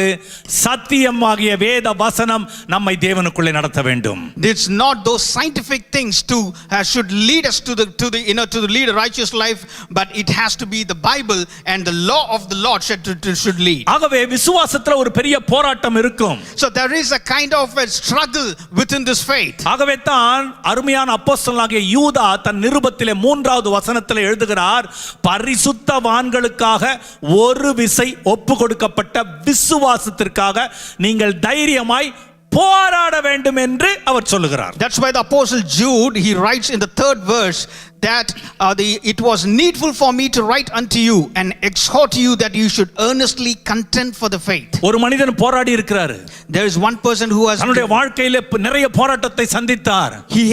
he has faced many struggles in his life. அவர் தன்னுடைய ஊழியத்தில் நிறைய போராட்டத்தை சந்தித்தார். He has experienced many struggles in his ministry. தன்னுடைய உத்தம குமாரனாகிய தீமோத்தேயுவுக்கு எழுதும்போது 2 தீமோத்தேயு 4:7 அவர் எழுதுகிறார், நல்ல போராட்டத்தை போராடினேன், ஓட்டத்தை முடித்தேன், விசுவாசத்தை காத்துக்கொண்டேன். In 2 Timothy 4:7 Apostle Paul says that I have fought the good fight, I have finished the race and I have kept the faith. பாருங்க, ஓட்டத்தை முடிச்சிட்டாராம். He has finished race. போராட்டத்தை போராடி முடிச்சிட்டாராம். He has fought the good fight. ஆனா இது ரெண்டுத்தினுடைய result முடிவு என்னவென்றால் விசுவாசத்தை நான் காத்துக்கொண்டேன் என்று சொல்லுகிறார். And the result of these two incidences is he has kept the faith. இந்த வசனம் நமக்கு நிறைய பேருக்கு இந்த வசனம் தெரிந்திருக்கும். Many people would be knowing this verse. நிறைய பேர் இந்த வசனத்தை எங்க பார்த்திருக்கலாம்னா கல்ற தோட்டத்துல பார்த்திருப்போம். Many people would have seen this thing in the graveyard. வாழ்நாளெல்லாம் துன்மார்க்கமான ஜீவியம். In the whole of his life they're leading wrongful things. பாவத்திலிருந்து விடுதலையே பெறல. Not been redeemed from the sinful life. ஆனா வாழ்க்கையில குடும்ப ஆலயத்துக்கு வந்ததாக சரித்திரமே கிடையாது. There is no history of coming to the church. தேவனை குறித்த ஒரு பயமும் இல்ல. There is no fear towards God. விசுவாசமே உருவாகவே இல்ல. There is no birth of faith within them. ஆனா நிறைய பணம் இருந்திருக்கும். There might be a very rich person. நல்ல செல்வாக்கு இருந்திருக்கும். There might be many wealth. சமுதாயத்துல பெரிய அந்தஸ்துல இருந்திருப்பாரு. You might having a very big பேர் ஆல்பர்ட்னு இருந்திருக்கும். Her name would have been Albert. ஆனா மரணத்தை சந்தித்த பொழுது அவரையும் அடக்கம் பண்ணி கல்ற தோட்டத்துல வச்சு அழகா மேல எழுதி வச்சிருப்பாங்க, நல்ல போராட்டத்தை போராடினேன், ஓட்டத்தை முடித்தேன் என்று சொல்லி. After being deceased on the tombstone in the graveyard, it would have been written, I have fought a good fight, I have finished my course. அது மாத்திரம் இல்லாம அருமையா ஒரு சிலுவையை நட்டு அதுல அருமையா 3 எழுத்து இருக்கும், RIP அப்படினு சொல்லி. And also there would be a beautiful cross which has an inscription RIP. ஆனா அதனுடைய அர்த்தம் என்ன தெரியுமா? You know what is the meaning of it? உண்மையிலேயே அதை எழுதுவதனுடைய அர்த்தம் என்னன்னா ஆண்டவருக்குள்ள உயிர் தெழுவாய் என்று தான் சொல்லி எழுதுகிறார்கள். The actual meaning of that being written is you will be revived when the second coming. ஆனால் இப்படிப்பட்ட வாழ்க்கையெல்லாம் வாழ்ந்து இந்த வசனத்தோடு எழுதி வச்சா RIPனா உயிர் தெழுதல் உண்டுன்னு அர்த்தம் இல்ல, resurrection is not possible ன்னு அர்த்தம். RIP, when you write RIP like this, உயிர் தெழுதல் உங்களுக்கு நடப்பதில்லை என்பதுதான் அர்த்தம். அருமையான சகோதர சகோதரிகளே, beloved brothers and sisters, விசுவாசம் உண்மையிலேயே ஆண்டவருக்கு மிகவும் பிரியமான காரியம். Faith is something which is very pleasing to God. தேவன் நீ பரிசுத்தத்துல குறைஞ்சிருந்தாலும் உன்னை தட்டி எழுப்பிடுவார். Even if you lack in the holiness, God will stir you up. அன்புல குறைஞ்சிருந்தாலும் உனக்கு தன் அன்பை வெளிப்படுத்தி உன்னை மறுபடியும் கட்டி எழுப்புவார். If you devoid of love, God will stir you up and he will raise you up. எபிரேயர் 11:6 சொல்லுகிறது, the Hebrews 7:6 says, விசுவாசம் இல்லாமல் தேவனுக்கு பிரியமாயிருப்பது கூடாத காரியம். Without faith it is impossible to please him. என்ன செய்தாலும் சரி விசுவாசம் இல்லனா தேவனை பிரியப்படுத்தவே முடியாது. Whatever you do in your life without faith you can never please him. என் அருமையான சகோதர சகோதரிகளே, beloved brothers and sisters, ஆகவே பரலோகம் சொன்ன வார்த்தை உனக்கு நிறைவேற வேண்டும் என்றால் நீ விசுவாசிக்க வேண்டும். If you want the very words which was told in heaven come to pass in your life, you should have this faith. கடுகு விதை அளவு விசுவாசம் இருக்கணும்னு ஆண்டவர் சொல்றாரு. God says that you should have a faith as small as a mustard seed. நான் எத்தனையோ முறை யோசித்து பார்த்தேன், ஆண்டவர் ஏன் இந்த கடுகு விதையை சொல்லணும்னு சொல்லி. I have think in my mind many times as to why did God mention this mustard seed. எத்தனையோ முறை நானும் சமையல் அறையில நின்று இருக்கிறேன். Many times I've stood in the kitchen. ஆனா ஒரு நாள் அந்த ரகசியம் எனக்கு விளங்கவே இல்ல. But I haven't understood that mystery behind it. கொஞ்ச நாளைக்கு முன்னால ஏதோ ஒரு காரியத்துக்கு என்னுடைய அருமை மனைவியோடு சமையலறையில நிற்கும் போது தான் இந்த உண்மை எனக்கு விளங்குச்சு. On one day when I was standing next to my wife in the kitchen, and that's when I came across I understood why. நம்முடைய வழக்கப்படி ஏதாவது ஒரு செய்யணும் அப்படினா எடுத்த உடனே எண்ணெயை ஊத்தி முதலாவது எதை போடுவாங்கன்னா கடுகு தான் போடுவாங்க. In our Tamil Nadu tradition, when we cook something, after pouring oil, the very first thing we would put is the mustard seed. அதற்கு பிறகு மற்ற காரியங்கள், அதற்கு பிறகு தேவையான காய்கறிகள் எல்லாம் போட்டு வறுத்து, அதற்கு பிறகு தேவையான மாமிசம் எல்லாவற்றையும் எல்லாம் போட்டு எல்லா ஸ்பைஸ் மிளகாய் எல்லாமே போட்டு கடைசியில தண்ணியை ஊற்றி அதை கொதிக்க வைத்துக் கொண்டிருப்பார்கள். Then comes all the spices, chilies, vegetables and all the stuff, and then it will start boiling. எல்லாம் முடிந்த பிறகு பார்த்தா அந்த எல்லாவற்றையும் செய்து முடித்த பிறகு நாம் எல்லாம் சாப்பிட்டு முடிச்ச பிறகு பார்த்தா அங்கும் இங்குமாக 1-2 கடுகு ஒட்டி கொண்டிருக்கும். After we finish through that meal, through the eating part, we could see the mustard seeds lying here. எல்லாம் முடிந்து அதற்கு பிறகு நம்முடைய நாட்டில் இந்த காலத்துல எப்படியோ தெரியல, ஆனா நாங்க சிறு பிள்ளையா இருக்கும் பொழுது அது எல்லாவற்றையும் என்ன செய்வாங்கன்னா கழுவி வீட்டுக்கு பின்புறமா இருக்கிற தோட்டத்துல அப்படி ஊத்தி விடுவாங்க. I don't know how it's happening these days, but when during my childhood, when we wash those utensils and kind of throw it in the garden, we would see the mustard seeds throwing out. அவங்க எல்லாம் போய் கீழே விழுந்திருக்கும். And we could see those seeds being scattered. 2-3 நாட்கள் கழித்து பார்த்தா after 2 or 3 days since that அங்கிருந்து ஒரு சின்ன ஒரு செடி, ஒரு சின்ன ஒரு குருத்தானது வெளியில வர ஆரம்பித்திருக்கும். you would see a small thing sprouting from that. அந்த கடுகிலிருந்து ஒரு சின்ன ஒரு செடியானது வெளியில வருவதை பார்க்க கூடலாம். you could see a small seed sprouting out of the earth. பிரியமான சகோதர சகோதரிகளே, beloved brothers and sisters, அது எடுத்த உடனே எண்ணெயில போடப்பட்டு பொரிந்தது அதுதான். this is the very one which was kind of boiling in the oil. ஆனா எல்லாம் முடிந்து எல்லா விதமான அனுபவங்களுக்குள்ள கடந்து போனாலும் அதற்குள்ளே இருக்கிற ஜீவன் மடிந்து போகாதது போல ஆண்டவர் விரும்புகிற விசுவாசம் என்ன தெரியுமா? உயிருள்ள விசுவாசம் உனக்குள்ளே இருக்க வேண்டும் என்று விரும்புகிறார். even after going through different stages of cooking, still that life within that mustard seed was not perished, and that's the same thing God is expecting. இந்த விசுவாசமானது ஏதோ சொன்ன உடனே வந்துவிட போகிற காரியம் அல்ல. this is not a faith which will just revive within by mere words. ஒவ்வொரு அனுபவத்துக்குள்ளே கடந்து போகும்போது ஒன்றொன்றாக அது வளருகிற விசுவாசமாக இருக்க வேண்டும். when we speak about this, it has to be like stage by stage to grow about this. என் அருமையான சகோதர சகோதரிகளே, beloved brothers and sisters, விசுவாசத்துக்கு வேத புத்தகத்துல நிறைய பேர் உதாரணமாய் சொல்லப்பட்டிருக்கிறார்கள். with regards to faith, there are many people I could quote in the Bible. எபிரேயர் நிருபம் 11ஆம் அதிகாரத்துல பாத்தீங்கன்னா ஒரு பெரிய விசுவாச வீரர் பட்டியலே அங்க இருக்கும். if you see Hebrews chapter 11, you could see a list of people with regards to ஆனா faith. இந்த காலை வேளையில, but in this morning நான் வேத புத்தகத்துல தியானம் பண்ணும்போது ஒரு சம்பவத்தை என்னுடைய கண்களுக்கு முன்பாக பரிசுத்த ஆவியானவர் கொண்டு வந்தார். Holy Spirit brought one incident before my eyes. அந்த லூக்கா சுவிசேஷம் 18ஆம் அதிகாரத்துல அந்த சம்பவம் இருக்கிறது. Luke chapter 18 is what the incident that I'm going to talk about. லூக்கா 18ஆம் அதிகாரம் 35 இருந்து 43 வரை உள்ள வேத பகுதியை எடுத்து வைத்துக் கொள்ளுங்கள். turn with me to the Gospel of Luke chapter 18 35th to 43rd நான் verse. அன்பாய் கேட்கிறேன், உங்கள் வேத புத்தகத்தை திறந்து லூக்கா 18:35 இருந்து 43 வரை எடுத்து வைத்துக் கொள்ளுங்கள். I would urge everyone to open up your Bible, turn to Gospel of Luke chapter 18 and the verse 35 to 43. இந்த சம்பவத்திலே ஒரு மனிதனை பார்க்கிறோம். அந்த மனிதனுக்கு பெயர் Bartimaeus. and in this incident we are seeing a person whose name is Bartimaeus. அந்த பர்திமேயுனுடைய வாழ்க்கையிலே அவனுடைய ஆரம்பம் எப்படி இருந்தது, அவனுடைய முடிவு எப்படி இருந்தது என்பதை பார்க்கிறோம். we are going to see, it's been told about his beginning and about his end of his life. இந்த சம்பவம் நடக்கும் பொழுது ஒரு சாதாரணமாக இதை நான் ஒரு நடைமுறையில் பார்ப்பேன் என்று சொன்னால் ஒரு 20 நிமிடத்தில் நடந்த சம்பவம் போல இருக்கும். if you see through your common normal eyes, you could see that this whole incident took place in just a matter of 20 minutes. ஆனால் அந்த 20 நிமிடத்துக்குள்ளாக அவனுடைய ஆரம்பம், அவனுடைய முடிவை பார்க்கும் பொழுது விசுவாசத்திலே அவன் வளர்ந்த விதத்தை பார்க்கும்போது ஆச்சரியமாக இருக்கிறது. if you see in this 20 minutes time, if you see from his beginning to the end, you could see the amazement of the faith that he had. பிரியமானவர்களே, அவன் ஆரம்பத்தில் 35வது வசனத்துல அவன் வழி அருகே உட்கார்ந்து பிச்சை கேட்டுக் கொண்டிருந்தான். in the 35th verse it says that he was begging, sitting on the streets. அவன் வழி அருகே உட்கார்ந்து பிச்சை கேட்டுக் கொண்டிருந்தான். he is a beggar begging in the streets.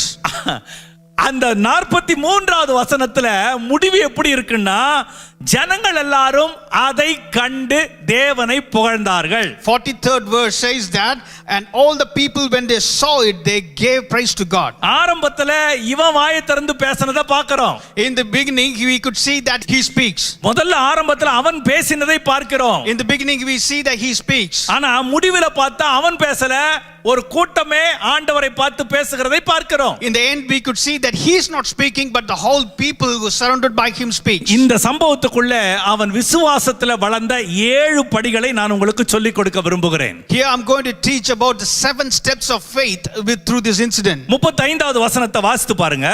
We read 35th verse. பின்பு அவர் எரிகோவுக்கு சமீபமாய் வரும்போது ஒரு குருடன் வழி அருகே உட்கார்ந்து பிச்சை கேட்டுக் கொண்டிருந்தான். And it came to pass that as he was come nigh unto Jericho, a certain blind man sat by the wayside begging. நம்முடைய விசுவாச வீரனுடைய தகுதி என்ன தெரியுமா?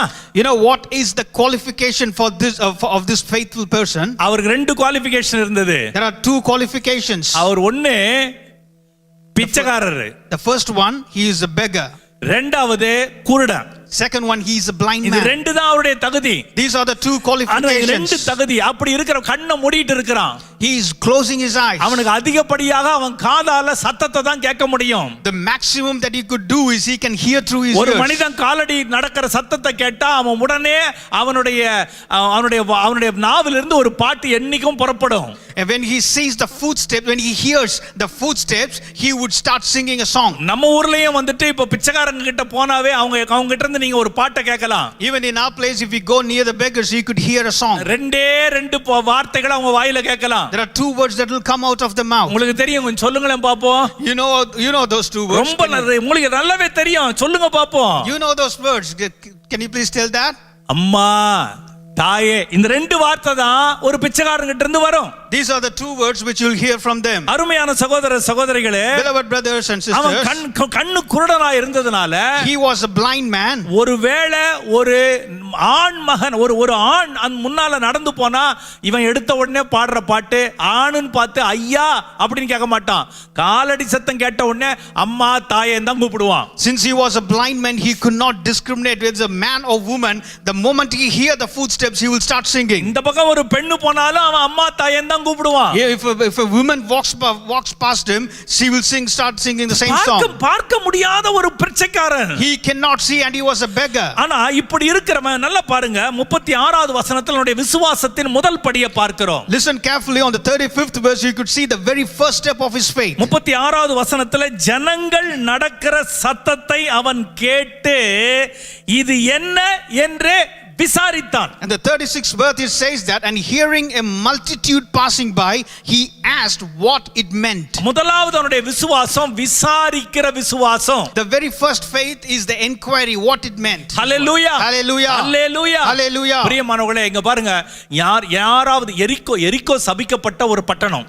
Jericho is a place which was kind of desolate and it's been cursed. அந்த பக்கமா யாராவது வருவாங்க போவாங்கன்றது ரொம்ப அபூர்வம். It's very rare that you could see people coming to that place. யாராவது என்றைக்காவது ஒரு முறை போனா வந்தாதான் உட்கார்ந்து கொண்டு இவன் இந்த பேரிச்ச மர பட்டணத்துக்கு கிட்ட உட்கார்ந்து பிச்சை கேட்டு கொண்டிருக்கிறான். He is a person who is sitting underneath a tree and is begging there. இப்படிப்பட்ட மனிதன் திடீர்னு அவனுடைய காதுல என்ன கேக்குதுன்னா ஜனங்கள் நடக்கிற சத்தம். What he hears in his ear is the people walking past by. அந்த ஜனங்கள் நடக்கிற சத்தம் அவன் காதுல கேட்ட உடனே, இப்ப நான் அந்த இடத்துல இருந்தேன்னா என்ன பண்ணிருப்பேன்? உடனே இன்றைக்கு ஒரு காலடி சத்தம் கேட்கறதே பெரிய விஷயம், இன்னைக்கு இவ்வளோ பேர் நடக்கிற சத்தம் கேட்குது என்ன உடனே இன்னைக்கு நான் நரி முகத்துல மிழிச்சிட்டேன்னு சொல்லி தட்டை தூக்கி அம்மா தாய் ஐயோ போடுன்னு சொல்லி என்னுடைய பையன் நிரப்பிட்டு இருப்பேன். If I was in that place, after hearing this multitude passing by, I would have rejoiced and started, shaking my plates and, kind of fill my kitty with that. 1980களிலே சென்னையில வந்து சில ஊழியங்களுக்கு போகும் பொழுது அங்க இருக்கிற ஒரு பேங்க் மேனேஜர் எனக்கு மிகவும் தெரிந்த நண்பர். In 1980, when I was doing the ministry, there was one person who was working. ரொம்ப பெரிய ஊழியக்காரன் இல்ல, சின்ன ஊழியங்களுக்கு அப்பொழுது போவேன். I was not a very big pastor during those times. I was doing so small. இப்போ நான் பெரிய பாஸ்டர் இல்ல, சின்ன பாஸ்டர் தான். ஆண்டவருக்குள்ள ஒரு சின்ன பாஸ்டர், அவ்வளவுதான். Even now I'm not a big pastor, but I'm just a small pastor. அப்பொழுது போகும்போது அந்த பேங்க் மேனேஜர் ரொம்ப நெருங்கின நண்பர். அவர் என்கிட்ட பேசும்போது சொல்வாரு, என்னுடைய பேங்க்ல அதிகமா டெபாசிட் பண்றவங்க யாருன்னு நினைக்கிறீங்க பிரதர் அப்படின்னு சொல்லுவாரு. And that bank person was friend of mine. When he told me that who is the person who deposits more amount. நான் நினைச்சேன் சரி யாராவது பிசினஸ் பண்றவங்க, தொழில் முதலீடு செய்றவங்க, இப்படி முதலாளிகள் யாராவது பண்ணுவாங்க நினைச்சு கண்டிப்பா யாராவது பிசினஸ்மேன் தான் அப்படின்னு சொன்னேன். I thought it could be a business magnate or businessman who would have done a large deposit in the bank. ஆனா ஆச்சரியம், அவர் சொன்னது எனக்கு ரொம்ப ஆச்சரியமா போச்சு. And I was taken aback when he said this. இது நான் சொல்லுகிறது 1989ல. This incident took place in 1989. அப்படி என்றால் இன்றைக்கு பண மதிப்பு எங்கேயோ போய் விட்டது. And now the value of the money is shot up. அந்த நாட்களில சென்னையிலிருந்து அரக்கோணத்துக்கு போகிற எலக்ட்ரிக் ட்ரெயின்ல ஒரு பிச்சைக்காரன் ஒரு நாளைக்கு 5000 ரூபாய் சம்பாதிப்பான். In those days, the electric train which goes from Chennai to Arakonam, a beggar would earn close to 5,000 rupees. ஒரு மாசத்துல கிட்டத்தட்ட அவன் என்ன செய்வான்னா ஏறக்குறைய வந்துட்டு அவன் வந்து 80,000 90,000 ரூபாய் சம்பாதிப்பானா. In a month he would earn close to 90,000 rupees. அதை எடுத்துட்டு வந்து இந்த பேங்க்ல போடுவானா. And he would bring all this money and will deposit in the bank. ஒரு வருஷத்துல கிட்டத்தட்ட 10 லட்சம் ரூபாய் அவன் சேர்த்துருவானா. In a year, if you total it up, it would come near to 10 lakhs. யாரோ நீங்க யோசிக்கிறீங்க போல இருக்கு, இந்த வேலை இதுக்கு முன்னாடி நமக்கு தெரியாம போயிடுச்சுன்னு யோசிக்கிற மாதிரி தெரியுது. தயவு செய்து அப்படி யோசிக்காதீங்க. I could see that somebody is thinking that we could have done this job or something like that. அருமையான சகோதர சகோதரிகளே, Beloved brothers and sisters, அன்றைய நாளிலே தனக்கு நிறைவு வந்தா போதும், அது போல ஒரே ஒரு காலடி சத்தம் கேட்டாவே தன் வாழ்க்கை நிறையும் என்று நினைக்கிற இந்த குருடன் ஜனங்கள் நடக்கிறத கேட்டு பிச்சை எடுக்கலீங்க. என்ன தெரியுமா செய்தான்? இது என்ன என்று விசாரித்தான். after he hearing the multitudes passing by, he never thought about filling his plate, but he started inquiring what it meant. என் அருமையான சகோதர சகோதரிகளே, Beloved brothers and sisters, எத்தனை வருடமாக விசுவாசிகளாக நீங்க இருக்கிறீங்க? you might be believers for many years. ஒரு வருஷமா இருக்கலாம், It could be 1 year, 10 வருஷமா it இருக்கலாம், could be 10 years, சபை ஆரம்பித்ததிலிருந்து இருக்கலாம். it could be right from the beginning of the church. சில விவரங்களை இந்த சபையை குறித்து நான் இன்டர்நெட்ல போய் பார்த்து கொண்டிருந்தேன். I came across few வலைதளத்துல போய் பார்த்து கொண்டிருந்தேன். on the website. I came across few information அப்படி about the போகும் church. பொழுது ஏறக்குறைய இஸ்ரேல் செல்வராஜ் 1962ல இந்த ஒரு சிறிய சபையை ஆரம்பித்த அந்த சிறிய காரியத்தை படிக்கக்கூடியதாக இருந்தது. I came across Israel Selvaraj, who started this church in 1962. அந்த வருடம் தான் நானும் பிறந்தேன். Even on the same year I was born. என்னுடைய தகப்பனார் பெயர் செல்வராஜ் தான். Even my dad's name is Selvaraj. பார்த்த உடனே சந்தோஷப்பட்டேன். The moment I saw that, I was rejoiced. ஏதோ ஒரு கனெக்ஷன் இருக்குன்னு நினைச்சேன். I thought there is some connection. அருமையானவர்களே, Beloved people, பாருங்க, இந்த அதாவது எத்தனையோ ஆரம்பத்திலிருந்து இந்த சபையில விசுவாசிகளா இருப்பவர்களும் உண்டு. the people, you might be a person who is a believer right from the church beginning. எத்தனையோ பிரசங்களை கேட்டிருப்போம். You would have heard many sermons. எத்தனையோ எழுப்புதல் கூட்டங்கள்ல கலந்திருப்போம். We would have been part of many revival meetings. எத்தனையோ வேத படிப்பு Bible ஸ்டடிக்குள்ள போயிருப்போம். We would have gone into many Bible studies. நாம attend பண்ணாத உபவாச ஜெபமே இல்ல. There is no fasting prayer that we haven't heard. நாம அட்டெண்ட் பண்ணாத இரவு ஜெபங்களே இல்ல. There is no all night prayer that we haven't attended. நாம வந்து கலந்து கொள்ளாத அதிகாலை ஜெபங்களே இல்ல. There is no early morning prayer which we haven't attended. ஆனால் வளர்ச்சி என்ன? What is the growth? வளர்ச்சி எதுல வளர்ந்திருக்கிறீங்க? In what area that you have grown? பாருங்க, நம்ம ஊர்ல கருப்பு மாடு இருக்கு. In our place we could see the black cow. அந்த கருப்பு மாடு பச்சை புல்ல போய் சாப்பிடுது. That black cow is eating the green grass. சாப்பிட்டுட்டு அதன் உடம்புல இருக்கிற சிகப்பு ரத்தத்தோட அது கலக்குது. After eating that, it gets mixed with the blood which is red in color. எல்லாம் முடிஞ்ச பிறகு வெளியே கொடுக்கும்போது வெள்ளை கலர்ல பாலா கொடுக்குது. After doing all this thing, chewing and all this stuff, when the output is white color in milk. அந்த ஒரு மனிதனுக்கு தேவையான ஆகார உணவுல தாய்ப்பாலுக்கு அடுத்து சரியான சத்துள்ள உணவு எதுன்னா பால் தான், மாட்டின் பால் தான். The nutrition that a human being could get after the mother's milk would be the milk from the cow. ஆனா அது எப்படி கிடைக்குது? And how we are getting மாடு that? கருப்பு, The cow is black, புல்லு பச்சை, the grass is green, ஓடுற ரத்தம் வந்து சிகப்பு, the blood is red in ஆனா color, வெளியில வர்ற பால் மாத்திரம் வெள்ளை. but the milk that comes out is white. அருமையானவர்களே, Beloved people, நமக்கு ஒரே ஒரு வயிறு. we have only one stomach. இந்த வயித்துக்கே இந்த பாடுபடுறோம். And we are struggling for this one ஆனா stomach. மாட்டினுடைய வயித்துக்குள்ள பார்த்தா 4 வயிறு இருக்குமா.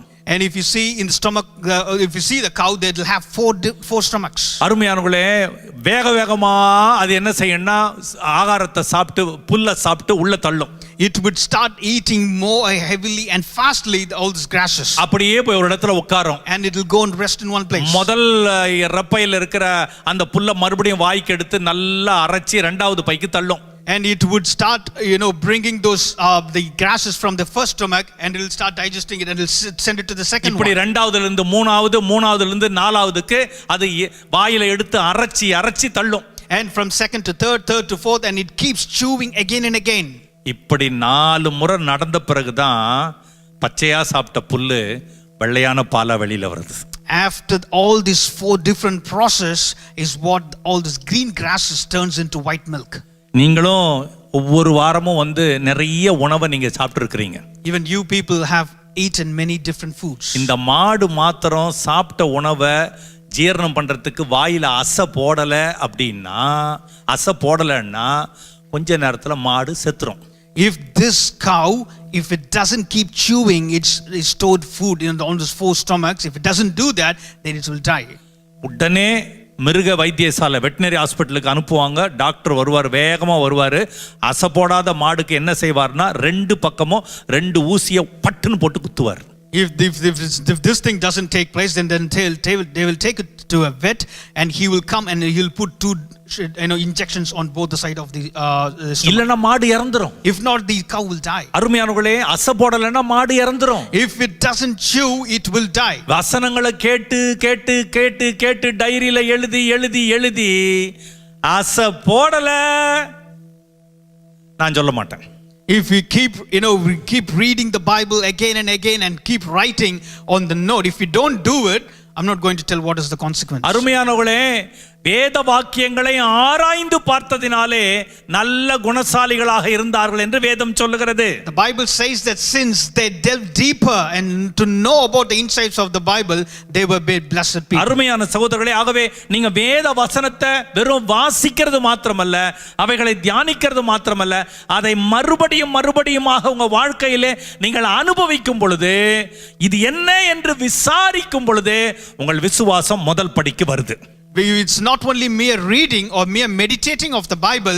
If you keep kind of inquiring about the Bible again and again, you are coming to the first level of faith. இரண்டாவது விசுவாச வளர்ச்சியை பாருங்க. The second level of faith would be 37வது வசனத்தை பாருங்க. 37th verse. நசரேயனாகிய இயேசு போகிறார் என்று அவனுக்கு அறிவித்தார்கள். And they told him that Jesus of Nazareth passed by. அப்படி அறிவித்த உடனே அப்பொழுது அவன் இயேசுவே என்று கூப்பிடத் தொடங்கினான். And when after it's been told to him, he called Jesus Christ. அருமையானவர்களே, நடந்து போகும்போது இவன் கண்ணு தெரியாது, யார் நடந்து போறான்னு தெரியாது.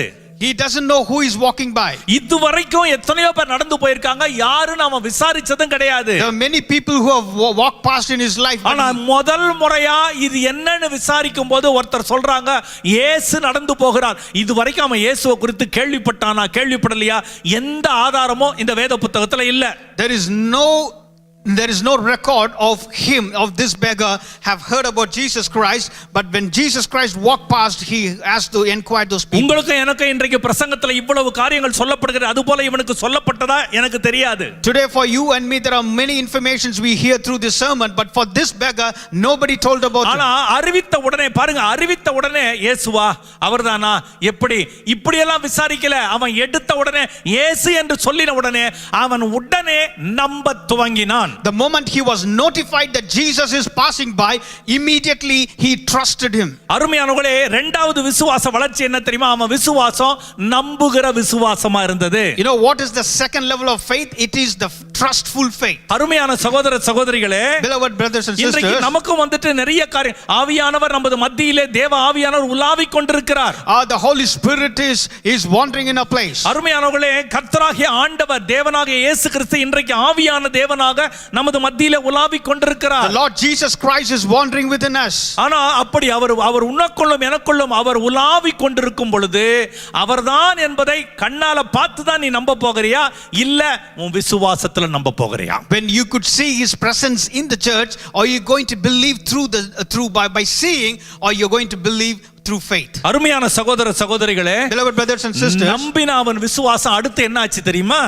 This trustful faith, where it is going to. அப்பொழுது அவன் And then இயேசுவே தாவீதின் குமாரனே எனக்கு இரங்கும் என்று கூப்பிட்டான். And he cried out saying, Jesus son of David, have mercy on me. இதுவரைக்கும் அவன் வாயில வராத முதல் வார்த்தை இப்பதாங்க வருது. This is the very first word which hasn't even come up. காலடி சத்தம் கேட்ட உடனே அவன் வாயில எப்பவும் வர்ற பாட்டு என்னன்னா, அப்பா, ஐயா, அம்மா. After he hears the people walking by, all he could see is daddy and mommy and things like that. அப்படியே பிச்சைக்கார மாதிரி வந்துட்டு ஐயா, அம்மா, தாயே, இதான் அவன் பாட்டு, டெய்லி பாட்டு இதான். This is the Ayya Amma is what is the song that he would keep singing. முத முறையா இயேசுவை கேள்விப்பட்ட உடனே இதுவரைக்கும் கெஞ்சின அவன் பாட்டு துதிக்கிற பாட்டா மாறி கத்தராம் பாருங்க, இயேசுவே தாவீதின் குமாரனே எனக்கு இறங்கும் என்று அவன் துதிக்க தொடங்கினான். After hearing that Jesus Christ is passing by, his beseeching song turned out to be praise, and he tells that Jesus of Nazareth. இன்றைக்கு ஆராதனைக்கு வந்து ஒவ்வொரு முறையும் வந்து ஆண்டவரே எனக்கு இதை தார, எனக்கு அதை தார, எனக்கு இதை தாரோம், இதையே நாம கேட்டுக்கொண்டிருக்கிறோமே. அந்த கெஞ்ச பாடலை நிறுத்திவிட்டு கர்த்தாவே நீர் பெரியவர், நீர் நல்லவர், நீர் வல்லவர் என்று அவரை துதிக்க ஆரம்பிப்போம். Even we today in our service we keep asking God, give this and give that. It's time for us to stop all those pleading song and start praising the Almighty God. மூன்றாவதாம் விசுவாசம் துதிக்கிற விசுவாசமா இருந்தது. The third faith is the praising faith. நான்காவது பாருங்க, fourth one, முன்னடப்பவர்கள் அவன் பேசாமல் இருக்கும்படி அவனை அதட்டினார்கள், அவனோ தாவீதின் குமாரனே எனக்கு இறங்கும் என்று மிகவும் அதிகமாய் கூப்பிட்டான். Then those who went before warned him that he should be quiet, but he cried out all the more, Son of David, have mercy on me. அதாவது இயேசுவே தாவீதின் குமாரனே சொன்ன உடனே அவனை பார்த்து யாரும் அப்ரிஷியேட் பண்ணல, அவனை யாரும் உற்சாகப்படுத்தல, மாறாக அதட்டினார்கள். Jesus, Son of David is what he said. Nobody exhorted him, nobody encouraged him, but they chastised him. அருமையான சகோதர சகோதரிகளே, Beloved people of God, ஐயா அம்மான்னு அவன் கெஞ்சற அந்த பாட்டு பாடினா ஓகே ஜனத்துக்கு. when he says ஐயா அம்மா, he's okay. இயேசுவே தாவீதின் குமாரனேன்னு சொன்னா ஏய் வாயை மூடு. But when he says Jesus son of David, they keep chiding him. எப்பொழுதுமே நீ வந்து ஒரு பிச்சைக்காரனை போல, நீ ஒரு இறந்துண்ணுகிறவன் போல இருப்பதில் இந்த சமுதாயம் உன்னை பார்த்தா அப்படியே இருந்தான்னு சொல்லும். ஆனா இயேசுவை ஏற்றுக்கொள்ளணும்னு நினைச்சா உடனே உனக்கு தடை வரும். The society will be happy when you remain as a beggar, but the moment you accept Jesus Christ, that's when you will face all this trouble. அமைதியானானா? Did he was he quiet? அமைதியா மறுபடியும் பழையபடி ஐயா அம்மான்னு சொன்னானா? Was he quiet and kept singing those old songs? No. He never gave up. அதாவது அவன் இன்னும் அதிகமாய் கூப்பிட ஆரம்பித்தான். He never gave up and he started telling loudly. இந்த நாலாவது விசுவாசம் என்ன தெரியுமா? தடையை தாண்டுகிற விசுவாசம். You know what is the fourth one? It is jumping across the hurdles. Hallelujah. Hallelujah. Overcoming faith. அதாவது ஆண்டவரை எவ்வளவு தடுத்தாலும் அதை தாண்டி அவன் வருகிற ஒரு விசுவாசத்தை உடையவனாய் இருந்தான். He had this overcoming faith within him. அநேக நேரத்துல கர்த்தருக்குள்ள நீங்க முன்னேற நினைக்கும் போது இந்த உலகம் உங்களுக்கு சிவப்பு கம்பளத்தை விரிச்சு போ அப்படின்னு சொல்லவே சொல்லாது. Many times, when you want to overcome, struggles in your life, it won't put a red carpet and keep. எந்த அளவுக்கு உனக்கு எதிர்ப்பை தரணுமோ அந்த அளவுக்கு எதிர்ப்பை தரத்தான் இந்த உலகம் விரும்பும். The world will give you more struggles than what you could expect. ஆனா நீங்க அன்றைக்கு பாருங்க, தாவீது கோலியாத் அண்டைக்கு போகணும்னு சொல்லிட்டு முடிவெடுக்கும் போது முதல்ல தடையை கொண்டு வந்ததே அவனுடைய அண்ணன்மார் தான். David, when he kind of planned within him to meet Goliath, the very first struggle was through his brothers. அவங்க சொல்றாங்க, நீ இந்த பெரிய வேலையெல்லாம் உனக்கு என்ன, நாங்க 40 நாள் காலையில சாயந்தரம் வந்து போறோம், நீ என்ன இப்ப வந்துட்டு ரொம்ப பெருசா பேசுற, நீ வாயை மூடிட்டு வீட்டுக்கு போ.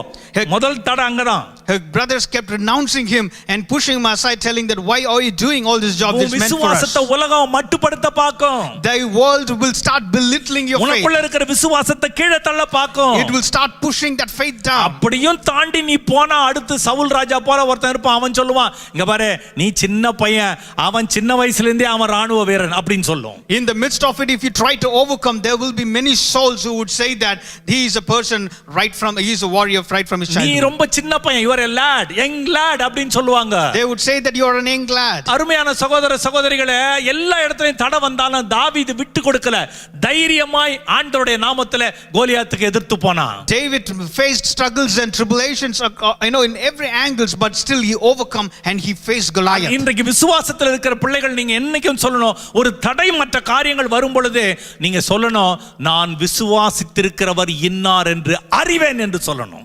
When the struggles come in your life, you people who have faith, you should say that I know who is in me is greater. Hallelujah. Hallelujah. Hallelujah. Hallelujah. நான் விசுவாசித்திருக்கிறவர் இன்னார் என்று நான் அறிவேன். I know who I believe என்று சொல்லணும். I know who I believe is what we have to utter. என் அருமையான சகோதர சகோதரிகளே, beloved brothers and sisters, பாருங்க, அவன் வந்து தடையை தாண்டுகிற விசுவாசத்துக்குள்ள வர்றான். He comes here the overcoming faith. முதல்ல விசாரிக்கிற விசுவாசம். The first one is the inquiry faith. இரண்டாவது நம்புகிற விசுவாசம். The second one is the trustful fruitful faith. மூன்றாவது துதிக்கிற The விசுவாசம். third one is the praising faith. நாலாவது தடையை தாண்டுகிற The விசுவாசம். fourth one is the overcoming faith. ஐந்தாவதாக The fifth one, இங்க பாருங்க, இயேசு நின்று அவனை தம்மிடத்திற்கு கொண்டு வரச் சொன்னார். அவன் கிட்ட வந்தபோது, so Jesus stood still and commanded him to be brought to him, and when he had come near. லூக்கா சுவிசேஷத்துல அவன் கிட்ட வந்தபோதுன்னு இருக்கு. In the Gospel of Luke it says that he came near him. ஆனா அவன் எப்படி கிட்ட வந்தான் என்பதை மார்க் 10:49-50 இருக்கு. If you turn to Gospel of Mark chapter 10, 49 and 50, you could see how he came அவன் near. எப்படி கிட்ட வந்தான்னு அங்கதான் இருக்கு. That's where you could find how he came அதுல near. சொன்ன அவனை நின்று அவனை அழைத்து அவர் உன்னை அழைக்கிறார்னு சொன்ன உடனே அந்த மார்க் 10:49 பாத்தீங்கன்னா இயேசு நின்று அவனை அழைத்து வர சொன்னார். அந்த குருடனை அழைத்து எழுந்திரு, அவர் உன்னை அழைக்கிறார்னு சொன்ன உடனே 50வது வசனத்துல பாத்தீங்கன்னா என்ன நடக்குது தெரியுமா? உடனே அவன் தன் மேல் வஸ்திரத்தை எறிந்தான். The 50th verse, Mark 10:50, it says that immediately after he called him, he casting away his garment. நல்லா பாருங்க, அது ரொம்ப அருமையா இருக்கும். அவன் மேல் வஸ்திரம் உட்கார்ந்துட்டு தான் இருக்கிறான். உட்கார்ந்தவன் முதல்ல எந்திரிக்கல, எழுந்திருக்கல. உட்கார்ந்தவன் முதல்ல மேல இருக்கிற வஸ்திரத்தை தூக்கி போட்டான். The person who is sitting, this beggar who is sitting, he didn't get up. The very first thing that he did was he cast away his garment. அதை தூக்கி அடிச்சிட்டு தான் அவன் எழுந்தான். That's the very first thing he did, and then he rose up. இஸ்ரவேல் தேசத்துடைய ஒரு வழக்கத்தை சொல்றேன். I'm telling the tradition of an Israel. ஒரு குருடன் வந்து சமுதாயத்தில் இருக்கிறான் என்று சொன்னால் அவனுடைய சரீரத்தின் மேல மஞ்சள் துணியை போட்டு வச்சிருப்பாங்க. If there in the society, if there is a beggar, they would put a cloth which is yellow in color. அந்த மஞ்சள் துணியை போட்டுக்கொண்டு ஒருவன் வருகிறான் என்று சொன்னால் ஜனங்களுக்கு நல்லா தெரியும் அவனுக்கு கண்ணு தெரியாது என்று சொல்லி. If a person is wearing a yellow garment, then people would know that he is a beggar. உடனே அவனுக்கு வழிவிட்டு விலகுவார்கள். அவன் வேற இடத்துல போகாதபடிக்கு அவனுக்கு உதவி செய்து அனுப்புவார்கள். Immediately people will start walking in a different way, and they would start helping him. அவர்கள் போய் பிச்சை எடுக்கிற இடத்துல அந்த மஞ்சள் துணியை தரையிலே விரித்து வைத்து அதுல தான் அவர்கள் தங்களுடைய வாழ்வாதாரத்துக்கான அவர் அடுத்தவர்கள் போடுகிற பிச்சையை சுமந்து கொண்டு அவர்கள் வெளியே வருவார்கள். In the place where they beg, they go and they would spread out that yellow cloth and they would start begging. இயேசுவின் இடத்துல பார்த்து இயேசுவே மனம் இறங்கும் என்று இவன் கத்தினான். This person looking at Jesus said, God have mercy on me. இவன் கண்கள் இன்னும் திறக்கப்படவே இல்ல. His eyes wasn't open. என்னன்னு பார்க்கவும் இல்ல. He hasn't seen. ஆனா ஆண்டவர் இன்னும் எதுவுமே கண்ணும் திறக்கல, ஒண்ணும் நடக்கல. ஆனா அதுக்கு முன்னாடியே அவர் என்ன கூப்பிடுறார் நினைச்ச உடனே அவன் நினைத்த முதல் காரியம் என்ன தெரியுமா? இனி இது எனக்கு தேவையில்லை என்று அதை தூக்கி எறிந்தான். He hasn't seen Jesus. The moment he heard Jesus calling him, he thought to his mind that this garment I no longer need it. அருமையானவர்களே, beloved people, அவனுடைய ஐந்தாவது விசுவாசம் என்ன தெரியுமா? You know what is his fifth faith? மறுதலிக்க முடியாத விசுவாசம். That is undeniable faith. மறுதலிக்கவே முடியாத விசுவாசம். You cannot deny that. இல்ல போவோம், we might be going, கிட்ட போய் நிப்போம், go and stand here, ஆண்டவர் என்ன செய்யறாருன்னு பாப்போம், go and stand and see what God அதுக்கப்புறம் is இந்த doing, வஸ்திரத்தை தூக்கி எறிவோம். then we'll cast away the இப்படி garment. எல்லாம் அவனுடைய சிந்தனையில அவன் திட்டம் போடல. He'd never planned in his mind about it. ஆண்டவர் கூப்பிடுகிறார் சொன்ன உடனே தன் வஸ்திரத்தை தூக்கி எறிந்தான். The moment he heard God calling him, he cast away his garment. இதுவரைக்கும் அவனை சமுதாயத்துல அவனை மட்டுப்படுத்தினது அந்த அந்த அந்த அந்த மேல் வஸ்திரம் தான். All these days the belittling that happened in his life was the garment. அவனுடைய பழைய அடையாளம் அந்த வஸ்திரம் தான். The old sign that he had was the one. ஜனங்கள் எல்லாரும் அவனை அந்த அடையாளத்தோட தான் பார்ப்பாங்க. People would see through that sign. ஆனா இயேசு அழைக்கிறார் அப்படினு சொல்லிட்டு தெரிஞ்ச உடனே முதல்ல அவன் தன் வாழ்க்கையில கலட்டி விட்டது தன் பழைய அடையாளத்தை. காரணம் தனக்கு கிறிஸ்து ஒரு புதிய அடையாளத்தை தரப்போகிறார் என்று நம்பினான். The moment he heard Jesus calling him, he cast away that garment, the old sign, because he knew that God is going to give him a new sign. Hallelujah. Hallelujah. Hallelujah. Hallelujah. இந்த lockdown period எல்லாம் முடிந்து மறுபடியும் நீங்கள் ஆண்டவரை ஆராதிக்க வரும் பொழுது எல்லா பழைய விதமான எல்லா மாய்மாலங்கள் மாம்சங்கள் எல்லாம் விலகி ஒரு புதிய எழுப்புதலின் அடையாளத்தோடு கர்த்தர் உங்களை நடத்துவார். After this lockdown period, all those old things will pass away, and there are new signs and wonderful things that is going to come across in your life. Hallelujah. Hallelujah. Hallelujah. Hallelujah. விசுவாசத்தோட கையை தூக்கி சொல்லுங்க hallelujah. Raise your hands and say in faith. என் பிரியமான சகோதர சகோதரிகளே, Beloved brothers and sisters, ஆறாவது அவனுடைய விசுவாசத்தை பாருங்க. The sixth faith is 41வது வசனத்துல 41st verse. நான் உனக்கு என்ன செய்ய வேண்டும் என்று இருக்கிறாய் என்று கேட்டார். அதற்கு அவன் ஆண்டவரே நான் பார்வை அடைய வேண்டும் என்றான். Saying, what do you want me to do for you? He said, Lord, that I may receive my sight. இவனுடைய ஆறாவது விசுவாசம் தெளிவான விசுவாசம். The sixth faith that he had was the clear mind. ஆண்டவர்கிட்ட வந்து என்ன வேணும்னு கேட்டா என்ன வேணும்னு சொன்னார். God came and asked him, what do you want? He said what he does. He அங்க wants. நின்னுட்டு ஆண்டவர் வந்துட்டு ஜோக் அடிச்சிக்கல, என்ன வேணும் என்ன வேணும் இப்படி எல்லாம் ஜோக் அடிக்கல. என்ன செய்ய வேண்டும் என்று இருக்கிறாய் என்று கேட்ட உடனே நான் பார்வை அடைய வேண்டும். God came and he was not, speaking something else, but the moment he asked what he want, he said, I want my sight back. அவனுக்கு கண்ணு அவன் கண் தான் பார்வை தான் வேண்டும் என்பது ஆண்டவருக்கு தெரியாதா?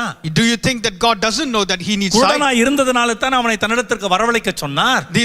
Since because he was blind that God called him. என் அருமையான சகோதர சகோதரிகளே, Beloved brothers and sisters, முதல் முறாம இயேசுவே தாவீதின் குமாரனே என்று சொல்லும் பொழுது இயேசு நடந்துகிட்டே போயிட்டு இருந்தாரு. And the first time when he called God the son of David, he kept walking. அப்ப அவன் துதிக்கிற விசுவாசத்துல இருந்தான். He was in the praising faith. ஆனா அப்பவும் போகும் பொழுது எல்லாம் அதட்டினாலும் அவன் இன்னும் அதிகமாய் துதித்த பொழுது நடக்கிற இயேசுவையே அவன் நிறுத்தினதை நாம பார்க்கிறோம். When people started chiding him, the God who was walking, we could see that this blind man stopped him. Hallelujah. Hallelujah. அருமையான சகோதர சகோதரிகளே, brothers and sisters, இன்றைக்கு எத்தனையோ வித ஆண்டவரிடத்துல கதறிவிட்ட என் ஆண்டவர் என் கூக்குரலை கேட்கவில்லை என்று சோர்ந்து போகாதே.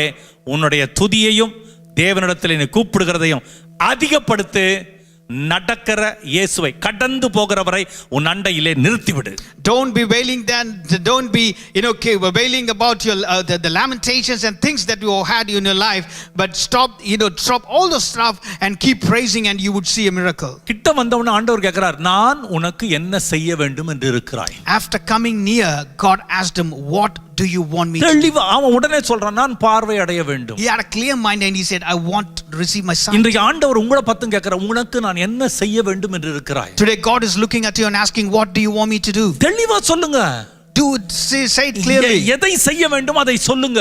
What you want in your life, tell to him. அப்பா வீட்டில உட்கார்ந்து இருக்கிறார். Father is sitting in the house. மகன் வர்றான். Son is coming. வந்து டேபிள் கிட்ட நிக்கறான். After he comes, he stands stood அப்பா பார்க்கறாரு. Father looked at him. என்ன வேணும் மகனே என்று கேட்கிறார். He is looking at him and what do you want? இப்படி இழுத்துட்டு இருந்தா ஏய் போ அப்படின்வாரு. If he keeps telling and things like that, he would say, get lost. அருமையானவர்களே, வந்து நின்னா அப்பா கேட்கும்போது என்ன வேணும்? அப்பா இது வேணும்பா என்று சொல்ல வேண்டும். When the father asked what do you want, you have to say this is what I want. நிறைய நேரத்துல போதர்களாக எங்களுக்கு ஒரே பெரிய பிரச்சனையா இருக்கும். In many times we as a pastor will have many troubles. ஜெபம் பண்ண வருவாங்க. People would come for prayer. எதுக்கு ஜெபம் பண்ணனும் அப்படினு கேட்போம். We ask them what you want me to pray. சும்மா ஜெபம் பண்ணுங்க. They would say, just simply pray. எதற்காக வந்து நின்றோம் என்றே ஒரு தெளிவே இல்லாதபடிக்கு இன்றைக்கு விசுவாசம் இருக்கிறது. The faith that they have is they doesn't know for what reason they want to pray. அருமையானவர்களே, என்ன வேண்டும் என்று சொன்னால்தான் ஜெபமும் கருத்தாய் ஜெபிக்க முடியும். If you say for what reason we want to pray, then we can pray earnestly. அருமையானவர்களே, நீங்களும் உங்க வாழ்க்கையில உங்க ஜெப நேரத்துல என்ன கேட்கணும், எது வேண்டும் என்று தெளிவாய் உங்க சிந்தனையை நிறுத்தி ஜெபம் பண்ணா அந்த கருத்தான ஜெபத்தை நீ பாடுள்ள மனுஷனா இருந்தாலும் கர்த்தர் கேட்கிறவராக இருக்கிறார். Even during your prayer time, if you ask earnestly unto God with a clear mind, this is what I want, God inclines his ear to that. தேவனிடத்துல கேட்கும் பொழுது தெளிவாய் கேளுங்கள். When you ask God, ask with a clear mind. 42வது வசனம் சொல்லுகிறது, 42nd verse says, இயேசு அவனை நோக்கி, then Jesus said to him, நீ பார்வை அடைவாயாக, receive your sight. உன் விசுவாசம், your faith உன்னை ரட்சித்தது என்றார். has made you well. Hallelujah, hallelujah, hallelujah, hallelujah. அவன் விசாரிக்கிற விசுவாசம் நம்புகிற விசுவாசமா மாறிச்சு. His inquiry faith turned out to be trustful faith. அவன் நம்புகிற விசுவாசம் துதிக்கிற விசுவாசமா மாறிச்சு. His trustful faith turned out to be praising faith. அவன் துதிக்கிற விசுவாசம் தடையை தாண்டுகிற விசுவாசமா மாறிச்சு. His praising faith turned out to be overcoming faith. அந்த தடையை தாண்டுகிற விசுவாசம் மறுதலிக்க முடியாத விசுவாசமா மாறிச்சு. And this overcoming faith turned out to be undeniable one. அந்த மறுதலிக்க முடியாத விசுவாசம் தெளிவான விசுவாசமா தேவனிடத்தில் நின்னுச்சு. And then this undeniable faith turned out to be clear-minded one. இப்போதான் கடைசியா வந்திருக்கிறோம். We have come to the last அவன் விசுவாசத்தினுடைய கடைசி நிலையை பாருங்க. We are going to see the last stage of his faith. 43வது வசனத்துல பாருங்க. 43rd verse. உடனே அவன் பார்வை அடைந்து தேவனை மகிமைப்படுத்திக் கொண்டே அவருக்கு பின் சென்றான். And immediately he received his sight and followed him, glorifying கண்ணு God. திறந்துருச்சுங்க. their eyes are open. இதுவரைக்கும் பார்க்காத காட்சிகளை அவன் பார்க்க ஆரம்பிக்கிறான். He is seeing all those sceneries which he hasn't seen before. இதுவரைக்கும் பார்க்காத சூரியனை பார்க்கறான். He is seeing the sun which he hasn't seen before. இதுவரைக்கும் பார்க்காத வண்ண மலர்கள், அழகான மரங்கள், கனி மரங்கள் எல்லாவற்றையும் பார்க்கறான். He is seeing the beautiful landscape and the flowers. இஸ்ரவேலின் அழகை பார்க்கறான். He is seeing the beauty of Israel. அத பார்த்த உடனே அதன் பின்னால அவன் ஓடல. அவன் முதல்ல ஆண்டவரை பார்த்த உடனே அவன் என்ன செய்தான் தெரியுமா? தேவனை மகிமைப்படுத்த ஆரம்பித்தான். After seeing this, he didn't run towards it, but he started praising unto God. இங்க பாருங்க, இவனுடைய 7வது விசுவாசம் சாட்சி உள்ள விசுவாசம். His 7th faith is the witnessing faith. இங்க பாருங்க, அவன் தேவனை மகிமைப்படுத்தி கொண்டு அவருக்கு பின் சென்றான். இங்க தான் சாட்சி. பின் சென்றான். ஜனங்கள் எல்லாரும் அதை கண்டு தேவனை புகழ்ந்தார்கள். And immediately, and all the people, when they saw it, they gave praise to God. எந்த ஜனங்களுங்க? You know who which ஆரம்பத்துல இயேசு வரும்போது இவன் காதுல கேட்டது காலடி சத்தம் மாத்திரம்தான். யாருடைய வாயிலிருந்து வர்ற சத்தம் எதையும் இவன் கேட்கல. காலடி சத்தம் மாத்திரம்தான் இந்த குருடன் கேட்டான். all he heard through his ear was the multitudes passing by and ஜனங்கள் நடக்கிற சத்தத்தை தான் அவன் கேட்டான். He heard the people passing by. இவன் வாயை திறந்து இயேசுவே தாவீதின் குமாரனே என்று சொல்லும் பொழுதும் கூடவே தாவீதின் குமாரனே சொன்ன சத்தம் கேட்கல. இவனை அதற்ற சத்தத்தை தான் கேட்டான். When he called Jesus the son of David, he didn't hear the same thing, but he started seeing the rebuking and chiding of எல்லாம் வாயை மூடு, எல்லாம் பலவிதமான வாயை மூடு, சத்தம் போடாத, இப்படி தான் சொன்ன வார்த்தை சத்தத்தை தான் இவன் கேட்டான்.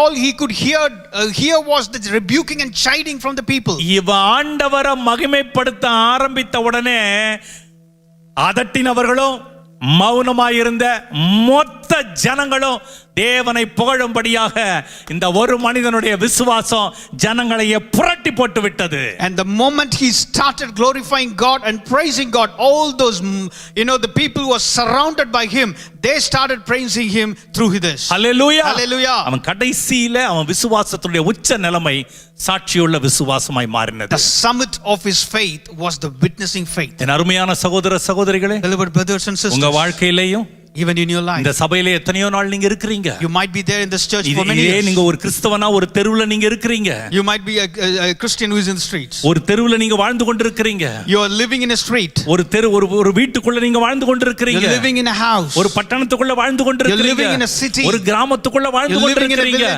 நீங்க கிறிஸ்தவர் என்பது மற்றவங்களுக்கும் தெரியும். The people know that you are a Christian. ஆனா அவங்க விசுவாசம் பூரணப்படும்போது நீங்க ஆண்டவரை மகிமைப்படுத்த ஆரம்பித்தா, இதுவரை மகிமைப்படுத்தாதவனும் இதுவரை ஆண்டவர் யார் என்று தெரியாதவனும் உங்கள் நிமித்தமாக தேவனிடத்தில் திரும்பும்படியாக உங்கள் விசுவாசம் முழு வளர்ச்சி அடைய கர்த்தராகிய இயேசு கிறிஸ்து உங்களுக்கு இரக்கம் செய்வாராக.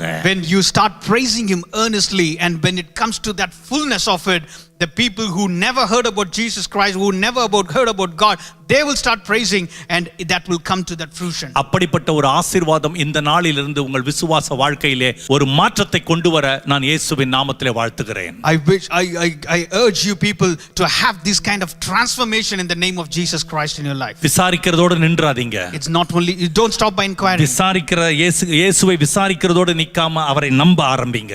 Don't stop by inquiring, but start trusting him. வசனத்தை விசாரிக்கிறதோடு விட்டு கேட்கிறதோடு விட்டு அப்படியே போகாம அந்த வசனத்தை நம்ப ஆரம்பிங்க.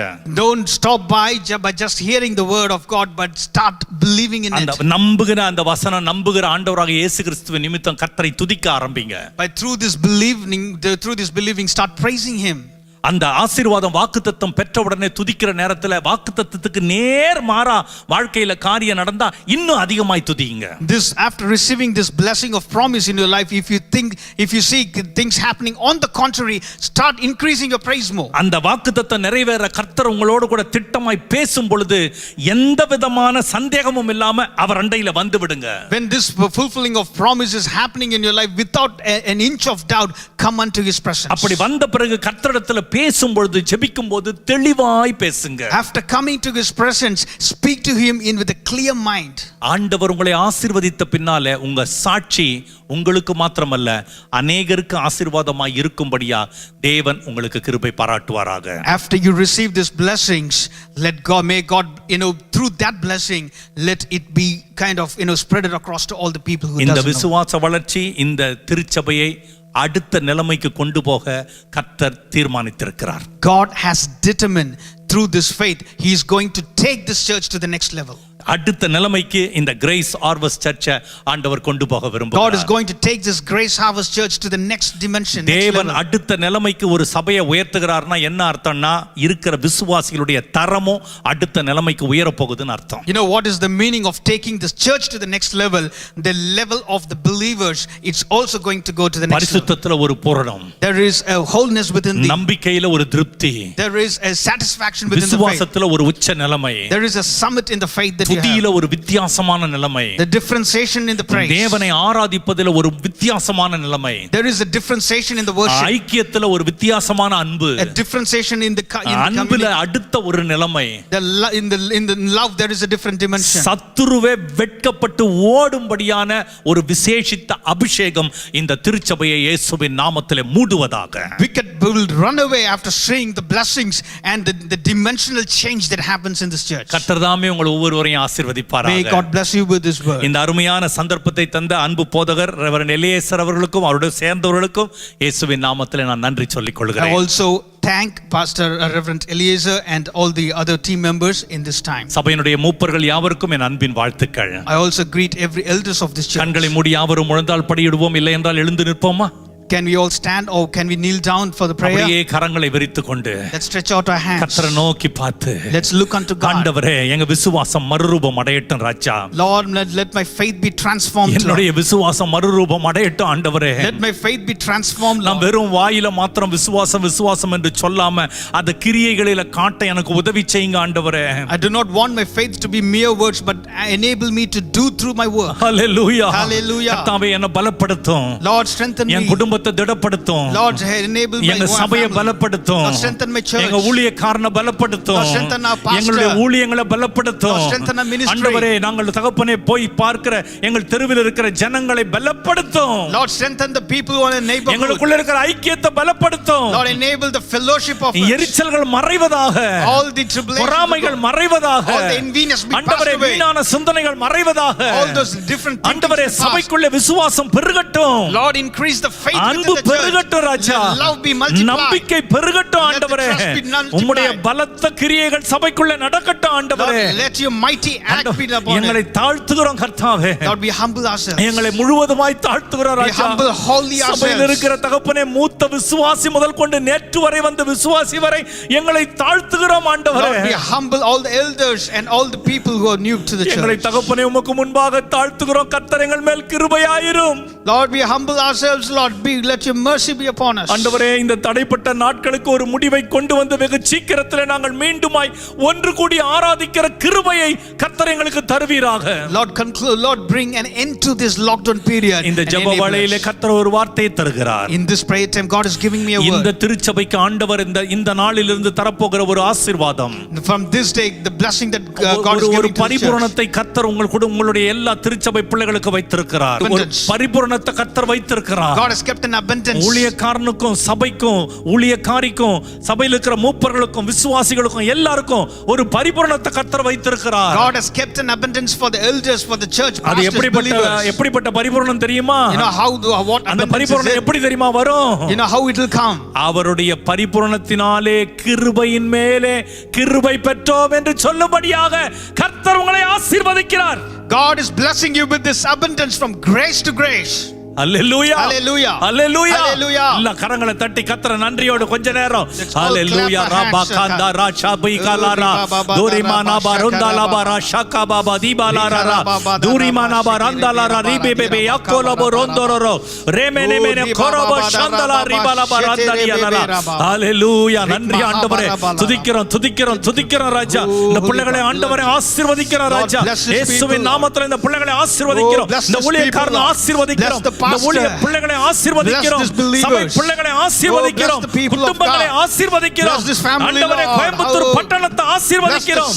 ஆண்டவரே தகப்பனே கோத்தகிரி நீலகிரி பட்டணத்தை ஆசீர்வதிக்கிறோம். Bless the city of Kotagiri. தேவ கிருபை இந்த பிள்ளைகளை மூடுவதாக. Let your mercy surround them. துதிகன மகிமை எல்லாம் ஒருவருக்கே செலுத்துகிறோம். In the name of Jesus Christ we pray. இயேசு கிறிஸ்துவின் நாமத்தில் ஜெபிக்கிறோம் நல்ல பிதாவே. Give glory and honor, Lord. Amen. Amen. கர்த்தர் தாமே உங்கள் ஒவ்வொருவரையும் ஆசீர்வதிப்பாராக. God bless you. May God bless you with His words. God bless you. ஆண்டவருடைய பரிசுத்த நாமத்திற்கு மகிமை உண்டாவதாக. இந்த நாளிலே கர்த்தருடைய தாசன் விசுவாசத்தை குறித்து சொன்ன செய்தி மிகவும் ஆசீர்வாதமாக இருக்கிறதை நாம் உணர்கிறோம். விசேஷமாக விசுவாசத்தில் நாம் வளருவது எப்படி, விசுவாசத்தினாலே கர்த்தர் நமக்கு தரப்போகிற ஆசீர்வாதங்கள் என்ன, பரிசுத்தவான்களுக்கு ஒரு விசை ஒப்பு கொடுக்கப்பட்ட விசுவாசத்திற்காக நீங்கள் தைரியமாய் போராடுங்கள் என்ற வசனத்தின்படி அந்த விசுவாசத்தை குறித்து மிக ஆழமாக இன்றைக்கு கர்த்தருடைய செய்தியை கொடுத்திருக்கிறார். விசுவாசித்தவளே பாக்கியவதி, கர்த்தரால் அவளுக்கு சொல்லப்பட்டவைகள் நிறைவேறும்.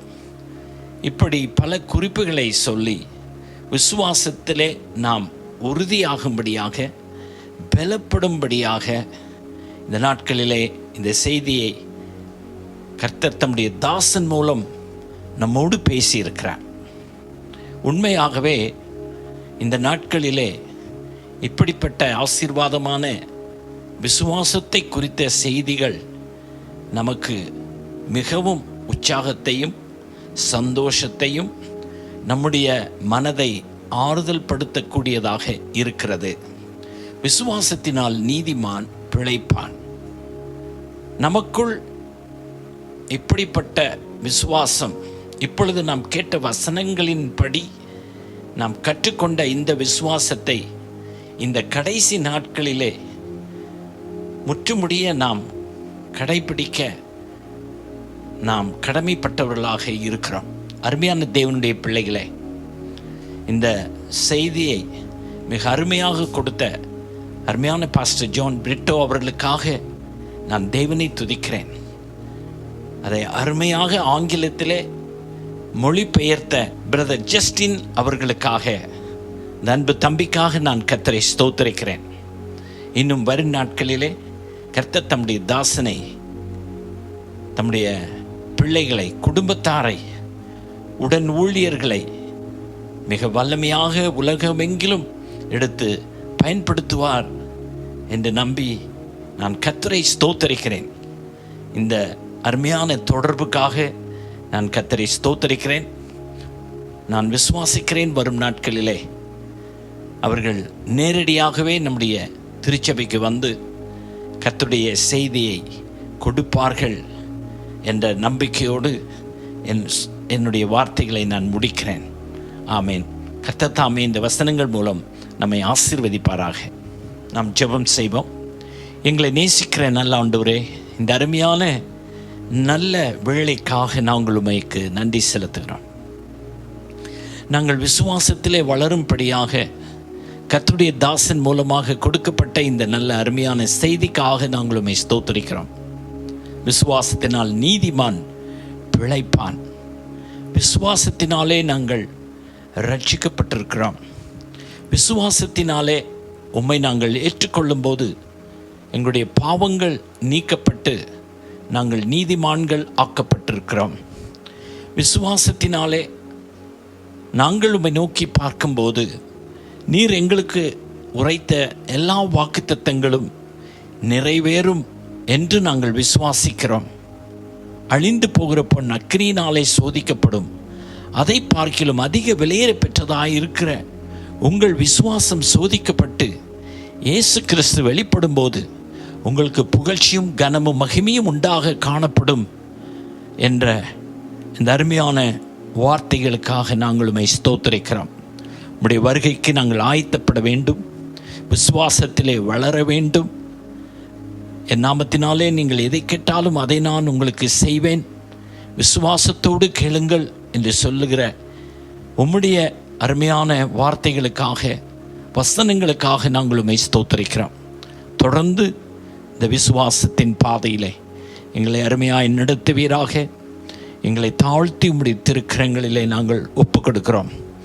இந்த வசனத்தை கேட்ட ஒவ்வொருவரையும் கர்த்தர் ஆசீர்வதிப்பீராக. தூரத்திலும் சமீபத்திலும் இருந்து தங்கள் வீடுகளிலே கர்த்தரை நோக்கி பார்த்து விசுவாசத்தோடு ஜெபித்து இந்த வசனங்களை கேட்கிற ஒவ்வொருவர் மேலும் உம்முடைய கிருபையை பொழிந்தருளுவீராக. இந்த மாதம் முழுவதும் அவர்களை கண்ணின் மணி போல பாதுகாத்துக் கொள்வீராக. கொடுத்த செய்திக்காக நாங்கள் உம்மை ஸ்தோத்திரிக்கிறோம். கர்த்தருடைய தாசனுக்காக, குடும்பத்திற்காக நாங்கள் ஜெபிக்கிறோம். தொடர்ந்து அவர்களை ஆசீர்வதிப்பீராக, சகல நன்மையினால் நிரப்புவீராக. மீட்பர் இயேசுவின் ஒப்பற்ற நாமத்தில் கேட்கிறோம் எங்கள் அருமை பிதாவே, ஆமென். என் ஆத்துமாவே கர்த்தரை ஸ்தோத்திரி, என் முழு உள்ளமே அவருடைய பரிசுத்த நாமத்தை ஸ்தோத்திரி. என் ஆத்துமாவே கர்த்தரை ஸ்தோத்திரி, அவர் செய்த சகல உபகாரங்களே மறவாதே. ஆமென்.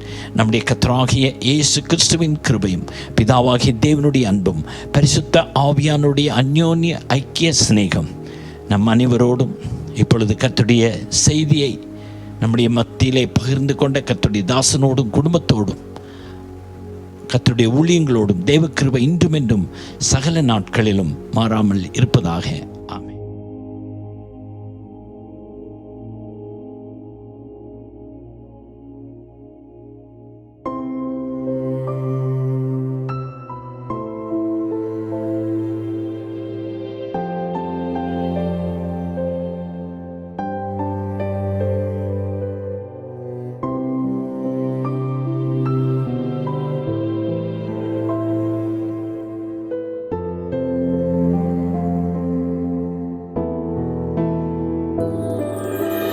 വഴിയൊരുക്കും അവനാഴികളിൽ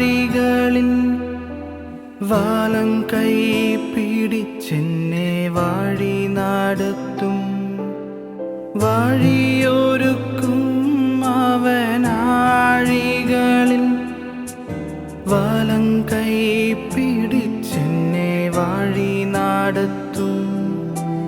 വാതിലുകൾ പലതും അടഞ്ഞിടിലും വല്ലഭൻ പുതുവഴി തുറന്നിടുമേ. വാതിലുകൾ പലതും അടഞ്ഞിടിലും വല്ലഭൻ പുതുവഴി തുറന്നിടുമേ. നിനക്കായി കരുതും അവൻ നല്ല ഓഹരി. നിനക്കായി കരുതും അവൻ നല്ല ഓഹരി. കഷ്ടങ്ങളിൽ നല്ല തുണയേശു, കണ്ണുനീരവൻ തുടയ്ക്കും. കഷ്ടങ്ങളിൽ നല്ല തുണയേശു, കണ്ണുനീരവൻ തുടയ്ക്കും.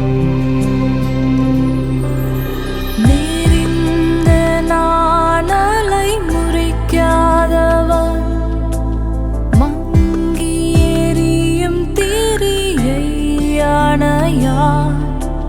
பூலம்பலை களிப்பாய் மாற்றுபவர், விடுதலை தெய்வம் என் இயேசு. நேரிந்த நாணலை முறிக்காதவர், மங்கி எரியும் திரியை அணையான்.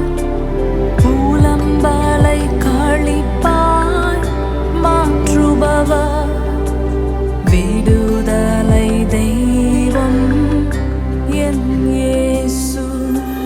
நீரின் சொந்தம், நீரின் பக்கம், துன்ப வேளைகளில்